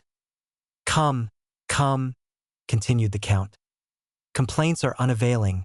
Be a man, be strong, be full of hope, for I am here and will watch over you. Morel shook his head sorrowfully. I tell you to hope. Do you understand me? Cried Monte Cristo. Remember that I never uttered a falsehood and am never deceived. It is 12 o'clock, Maximilian. Thank heaven that you came at noon rather than in the evening, or tomorrow morning. Listen, Morel, it is noon. If Valentine is not now dead, she will not die. How so? Cried Morel. When I left her dying? Monte Cristo pressed his hands to his forehead. What was passing in that brain, so loaded with dreadful secrets? What does the angel of light or the angel of darkness say to that mind, at once implacable and generous? God only knows. Monte Cristo raised his head once more, and this time he was calm as a child awaking from its sleep. "Maximilian," said he, "return home. I command you not to stir. Attempt nothing, not to let your countenance betray a thought, and I will send you tidings. Go." "Oh, Count, you overwhelm me with that coolness. Have you, then, power against death? Are you superhuman? Are you an angel?" And the young man, who had never shrunk from danger, shrank before Monte Cristo with indescribable terror. But Monte Cristo looked at him with so melancholy and sweet a smile that Maximilian felt the tears filling his eyes. "I can do much for you, my friend," replied the Count. "Go, I must be alone." Moral: subdued by the extraordinary ascendancy Monte Cristo exercised over everything around him, did not endeavor to resist it. He pressed the Count's hand and left. He stopped one moment at the door for Baptistin, whom he saw in the Rue Matignon, and who was running. Meanwhile, Villefort and d'Avrigny had made all possible haste. Valentine had not revived from her fainting fit on their arrival, and the doctor examined the invalid with all the care the circumstances demanded, and with an interest which the knowledge of the secret intensified twofold. Villefort, closely watching his countenance and his lips, awaited the result of the examination. Noirtier, paler than even the young girl, more eager than Villefort for the decision, was watching also intently and affectionately. At last d'Avrigny slowly uttered these words. "She is still alive! Still!" cried Villefort. "Oh, doctor, what a dreadful word is that!" "Yes," said the physician. "I repeat it. She is still alive, and I am astonished at it." "But is she safe?" asked the father. "Yes, since she lives." At that moment d'Avrigny's glance met Noirtier's eye. It glistened with such extraordinary joy, so rich and full of thought, that the physician was struck. He placed the young girl again on the chair. Her lips were scarcely discernible, they were so pale and white, as well as her whole face, and remained motionless, looking at Noirtier, who appeared to anticipate and commend all he did. "Sir," said d'Avrigny to Villefort, "call Mademoiselle Valentine's maid, if you please." Villefort went himself to find her, and d'Avrigny approached Noirtier. "Have you something to tell me?" asked he. The old man winked his eyes expressively, which we may remember was his only way of expressing his approval. "Privately? Yes. Well, I will remain with you." At this moment Villefort returned, followed by the lady's maid, and after her came Madame de Villefort. "What is the matter, then, with this dear child?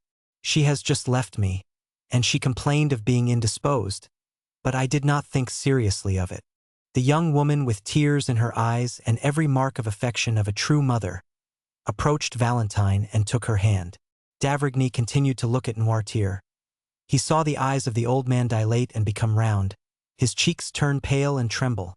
The perspiration stood in drops upon his forehead. "Ah," said he, involuntarily following Noirtier's eyes, which were fixed on Madame de Villefort, who repeated, "This poor child would be better in bed. Come, Fanny, we will put her to bed." D'Avrigny, who saw that would be a means of his remaining alone with Noirtier, expressed his opinion that it was the best thing that could be done. But he forbade that anything should be given to her except what he ordered. They carried Valentine away. She had revived, but could scarcely move or speak, so shaken was her frame by the attack. She had, however, just power to give one parting look to her grandfather, who in losing her seemed to be resigning his very soul. D'Avrigny followed the invalid, wrote a prescription, ordered Villefort to take a cabriolet, go in person to a chemist to get the prescribed medicine, bring it himself, and wait for him in his daughter's room. Then, having renewed his injunction not to give Valentine anything, he went down again to Noirtier, shut the doors carefully, and after convincing himself that no one was listening, "Do you," said he, "know anything of this young lady's illness?" "Yes," said the old man. "We have no time to lose. I will question, and do you answer me." Noirtier made a sign that he was ready to answer. "Did you anticipate the accident which has happened to your granddaughter?" "Yes." D'Avrigny reflected a moment. Then approaching Noirtier, "Pardon what I am going to say," added he, "but no indication should be neglected in this terrible situation. Did you see poor Berois die?" Noirtier raised his eyes to heaven. "Do you know of what he died?" asked d'Avrigny. placing his hand on Noirtier's shoulder. Yes, replied the old man. Do you think he died a natural death? A sort of smile was discernible on the motionless lips of Noirtier. Then you have thought that Berois was poisoned? Yes. Do you think the poison he fell a victim to was intended for him? No. Do you think the same hand which unintentionally struck Berois has now attacked Valentine? Yes. Then will she die too? Asked d'Avrigny, fixing his penetrating gaze on Noirtier. He watched the effect of this question on the old man. No, replied he with an air of triumph which would have puzzled the most clever diviner. Then you hope? Said d'Avrigny with surprise. Yes. What do you hope? The old man made him understand with his eyes that he could not answer. Ah, yes, it is true, murmured d'Avrigny. Then, turning to Noirtier, do you hope the assassin will be tried? No. Then you hope the poison will take no effect on Valentine? Yes. It is no news to you, added d'Avrigny, to tell you that an attempt has been made to poison her? The old man made a sign that he entertained no doubt upon the subject. Then how do you hope Valentine will escape? Noirtier kept his eyes steadfastly fixed on the same spot. D'Avrigny followed the direction and saw that they were fixed on a bottle containing the mixture which he took every morning. Ah, indeed? Said d'Avrigny, struck with a sudden thought. Has it occurred to you? Noirtier did not let him finish. Yes, said he. To prepare her system to resist poison? Yes. By accustoming her by degrees. Yes, yes, yes, said Noirtier, delighted to be understood. Of course, I had told you that there was brucine in the mixture I give you. Yes. And by accustoming her to that poison, you have endeavored to neutralize the effect of a similar poison? Noirtier's joy continued. And you have succeeded, exclaimed d'Avrigny. Without that precaution Valentine would have died before assistance could have been procured. The dose has been excessive, but she has only been shaken by it. And this time, at any rate, Valentine will not die. A superhuman joy expanded the old man's eyes, which were raised towards heaven with an expression of infinite gratitude. At this moment Villefort returned. Here, doctor, said he, is what you sent me for. Was this prepared in your presence? Yes, replied the procureur. Have you not let it go out of your hands? No. D'Avrigny took the bottle, poured some drops of the mixture it contained in the hollow of his hand, and swallowed them. Well, said he, let us go to Valentine. I will give instructions to everyone, and you, de Villefort, will yourself see that no one deviates from them. For 029 format, the moment when d'Avrigny was returning to Valentine's room, accompanied by Villefort, an Italian priest, of serious demeanor and calm and firm tone, hired for his use the house adjoining the hotel of M. de Villefort. No one knew how the 3 former tenants of that house left it. About 2 hours afterwards its foundation was reported to be unsafe, but the report did not prevent the new occupant establishing himself there with his modest furniture the same day at 5 o'clock. The lease was drawn up for 3, 6, or 9 years by the new tenant, who, according to the rule of the proprietor, paid 6 months in advance. This new tenant, who, as we have said, was an Italian, was called Il Signor Giacomo Busoni.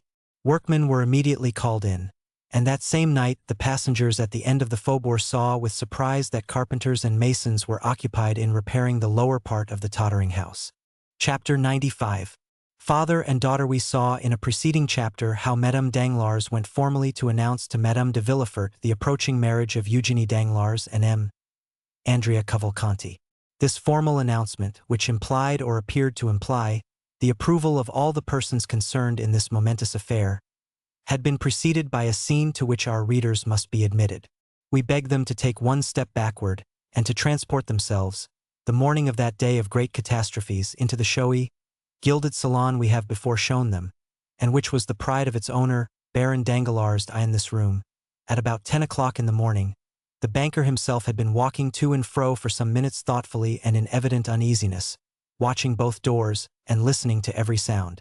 When his patience was exhausted, he called his valet. Etienne, said he, see why Mademoiselle Eugénie has asked me to meet her in the drawing-room, and why she makes me wait so long. Having given this vent to his ill humor, the Baron became more calm. Mademoiselle Danglars had that morning requested an interview with her father, and had fixed on the gilded drawing-room as the spot. The singularity of this step, and above all its formality, had not a little surprised the banker, who had immediately obeyed his daughter by repairing first to the drawing-room. Etienne soon returned from his errand. Mademoiselle's lady's maid says, sir, that mademoiselle is finishing her toilette and will be here shortly. Danglars nodded, to signify that he was satisfied. To the world and to his servants Danglars assumed the character of the good-natured man and the indulgent father. This was one of his parts in the popular comedy he was performing, a make-up he had adopted and which suited him about as well as the masks worn on the classic stage by paternal actors, who seen from one side, were the image of geniality, and from the other showed lips drawn down in chronic ill-temper. Let us hasten to say that in private the genial side descended to the level of the other, so that generally the indulgent man disappeared to give place to the brutal husband and domineering father. Why the devil does that foolish girl, who pretends to wish to speak to me, not come into my study? And why on earth does she want to speak to me at all? He was turning this thought over in his brain for the 20th time, when the door opened and Eugenie appeared, attired in a figured black satin dress, her hair dressed and gloves on, as if she were going to the Italian opera. Well, Eugenie, what is it you want with me? And why in this solemn drawing-room when the study is so comfortable? I quite understand why you ask, sir, said Eugenie, making a sign that her father might be seated. And in fact your two questions suggest fully the theme of our conversation. I will answer them both, and contrary to the usual method, the last first, because it is the least difficult. I have chosen the drawing-room, sir, as our place of meeting, in order to avoid the disagreeable impressions and influences of a banker's study. Those gilded cash-books, drawers locked like gates of fortresses, heaps of bank bills, come from I know not where, and the quantities of letters from England, Holland, Spain, India, China, and Peru, have generally a strange influence on a father's mind, and make him forget that there is in the world an interest greater and more sacred than the good opinion of his correspondents. I have, therefore, chosen this drawing-room, where you see, smiling and happy in their magnificent frames, your portrait, mine, my mother's, and all sorts of rural landscapes and touching pastorals. I rely much on external impressions. Perhaps, with regard to you, they are immaterial, but I should be no artist if I had not some fancies. Very well, replied M. Danglars, who had listened to all this preamble with imperturbable coolness, but without understanding a word, since like every man burdened with thoughts of the past, he was occupied with seeking the thread of his own ideas in those of the speaker. There is, then, the second point cleared up, or nearly so, said Eugenie, without the least confusion, and with that masculine pointedness which distinguished her gesture and her language. And you appear satisfied with the explanation. Now let us return to the first. You ask me why I have requested this interview. I will tell you in 2 words, sir. I will not marry Count Andrea Cavalcanti. Danglars leaped from his chair and raised his eyes and arms towards heaven. 40298. Yes, indeed, sir, continued Eugenie, still quite calm. You are astonished, I see, for since this little affair began, I have not manifested the slightest opposition, and yet I am always sure, when the opportunity arrives, to oppose a determined and absolute will to people who have not consulted me, and things which displease me. However, this time my tranquility or passiveness, as philosophers say, proceeded from another source. It proceeded from a wish, like a submissive and devoted daughter. A slight smile was observable on the purple lips of the young girl. To practice obedience. Well? Asked Danglars. Well, sir, replied Eugenie. I have tried to the very last, and now that the moment has come, I feel in spite of all my efforts that it is impossible. But, said Danglars, whose weak mind was at first quite overwhelmed with the weight of this pitiless logic, marking evident premeditation and force of will. What is your reason for this refusal, Eugenie? What reason do you assign? My reason, replied the young girl. Well, it is not that the man is more ugly, more foolish, or more disagreeable than any other. No, Andrea Cavalcanti may appear to those who look at men's faces and figures as a very good specimen of his kind. It is not, either, that my heart is less touched by him than any other. That would be a schoolgirl's reason, which I consider quite beneath me. I actually love no one, sir.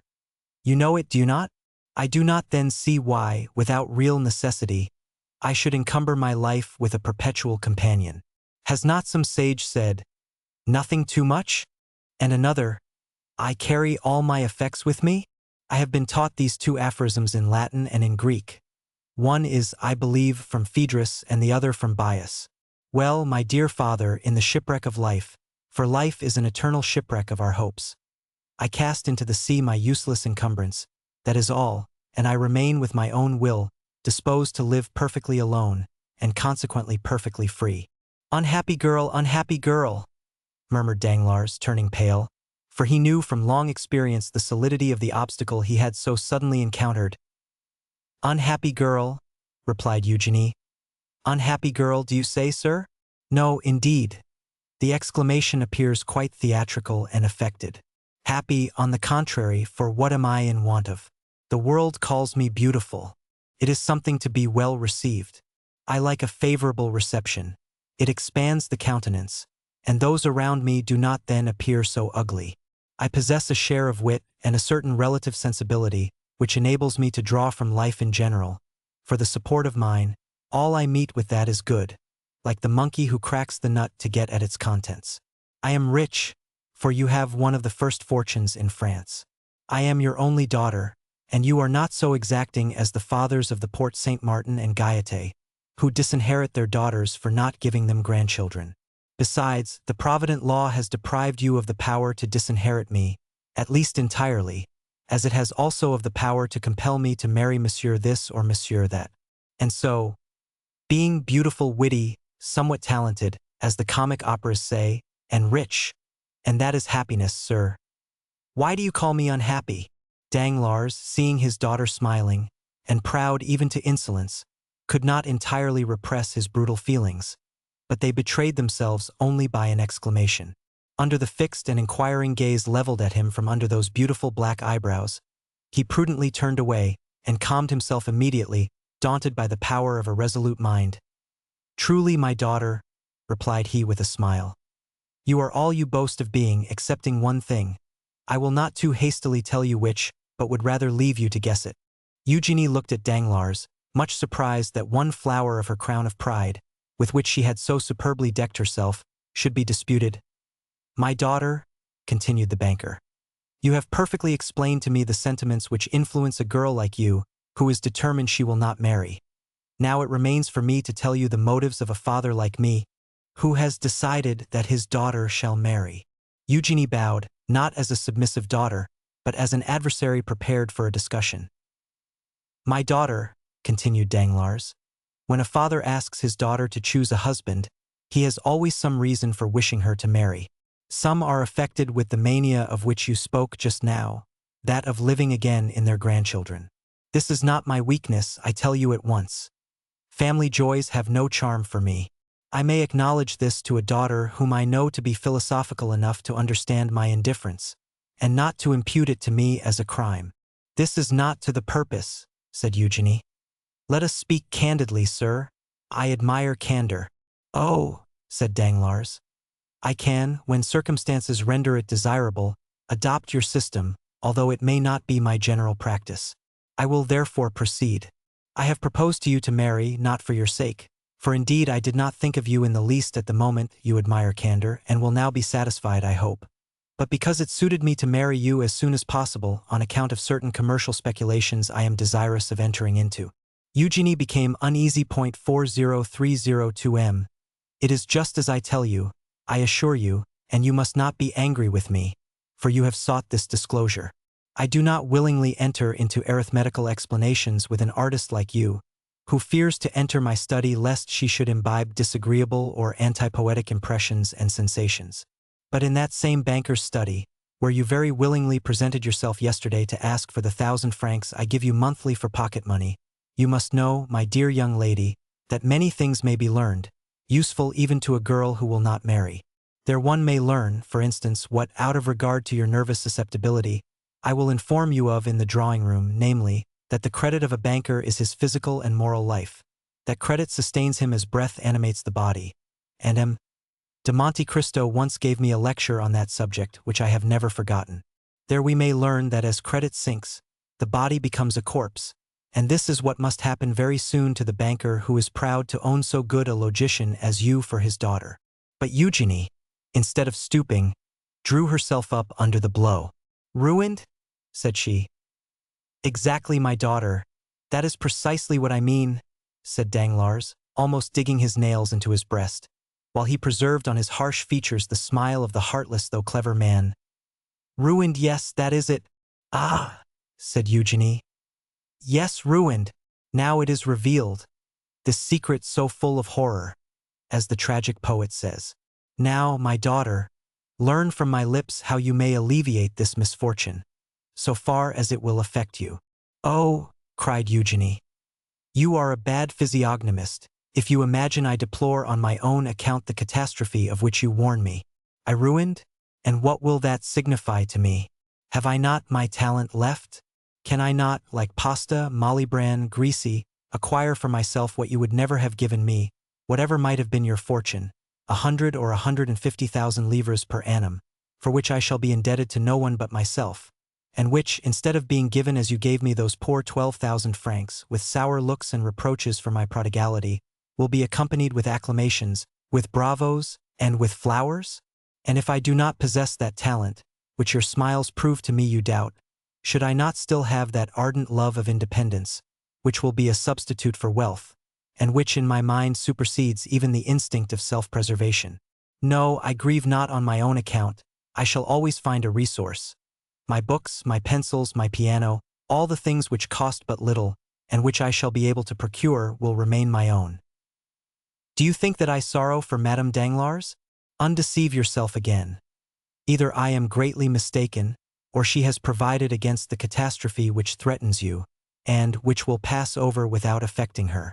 She has taken care for herself, at least I hope so, for her attention has not been diverted from her projects by watching over me. She has fostered my independence by professedly indulging my love for liberty. Oh no, sir. From my childhood I have seen too much and understood too much of what has passed around me, for misfortune to have an undue power over me. From my earliest recollections, I have been beloved by no one, so much the worse. That has naturally led me to love no one, so much the better. Now you have my profession of faith.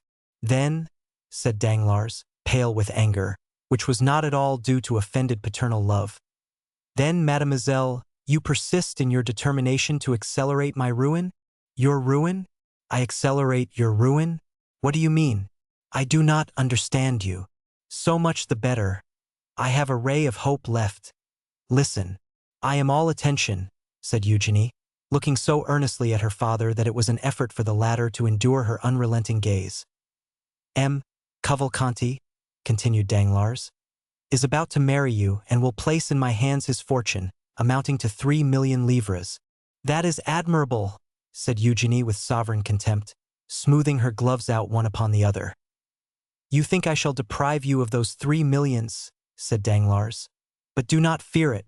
They are destined to produce at least 10. I and a brother banker have obtained a grant of a railway, the only industrial enterprise which in these days promises to make good the fabulous prospects that law once held out to the eternally deluded Parisians in the fantastic Mississippi scheme. As I look at it, a millionth part of a railway is worth fully as much as an acre of waste land on the banks of the Ohio.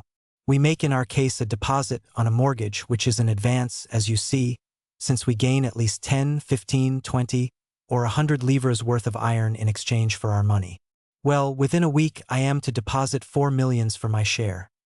The 4 millions, I promise you, will produce 10 or 12. But during my visit to you the day before yesterday, sir, which you appear to recollect so well, replied Eugenie, I saw you arranging a deposit, is not that the term?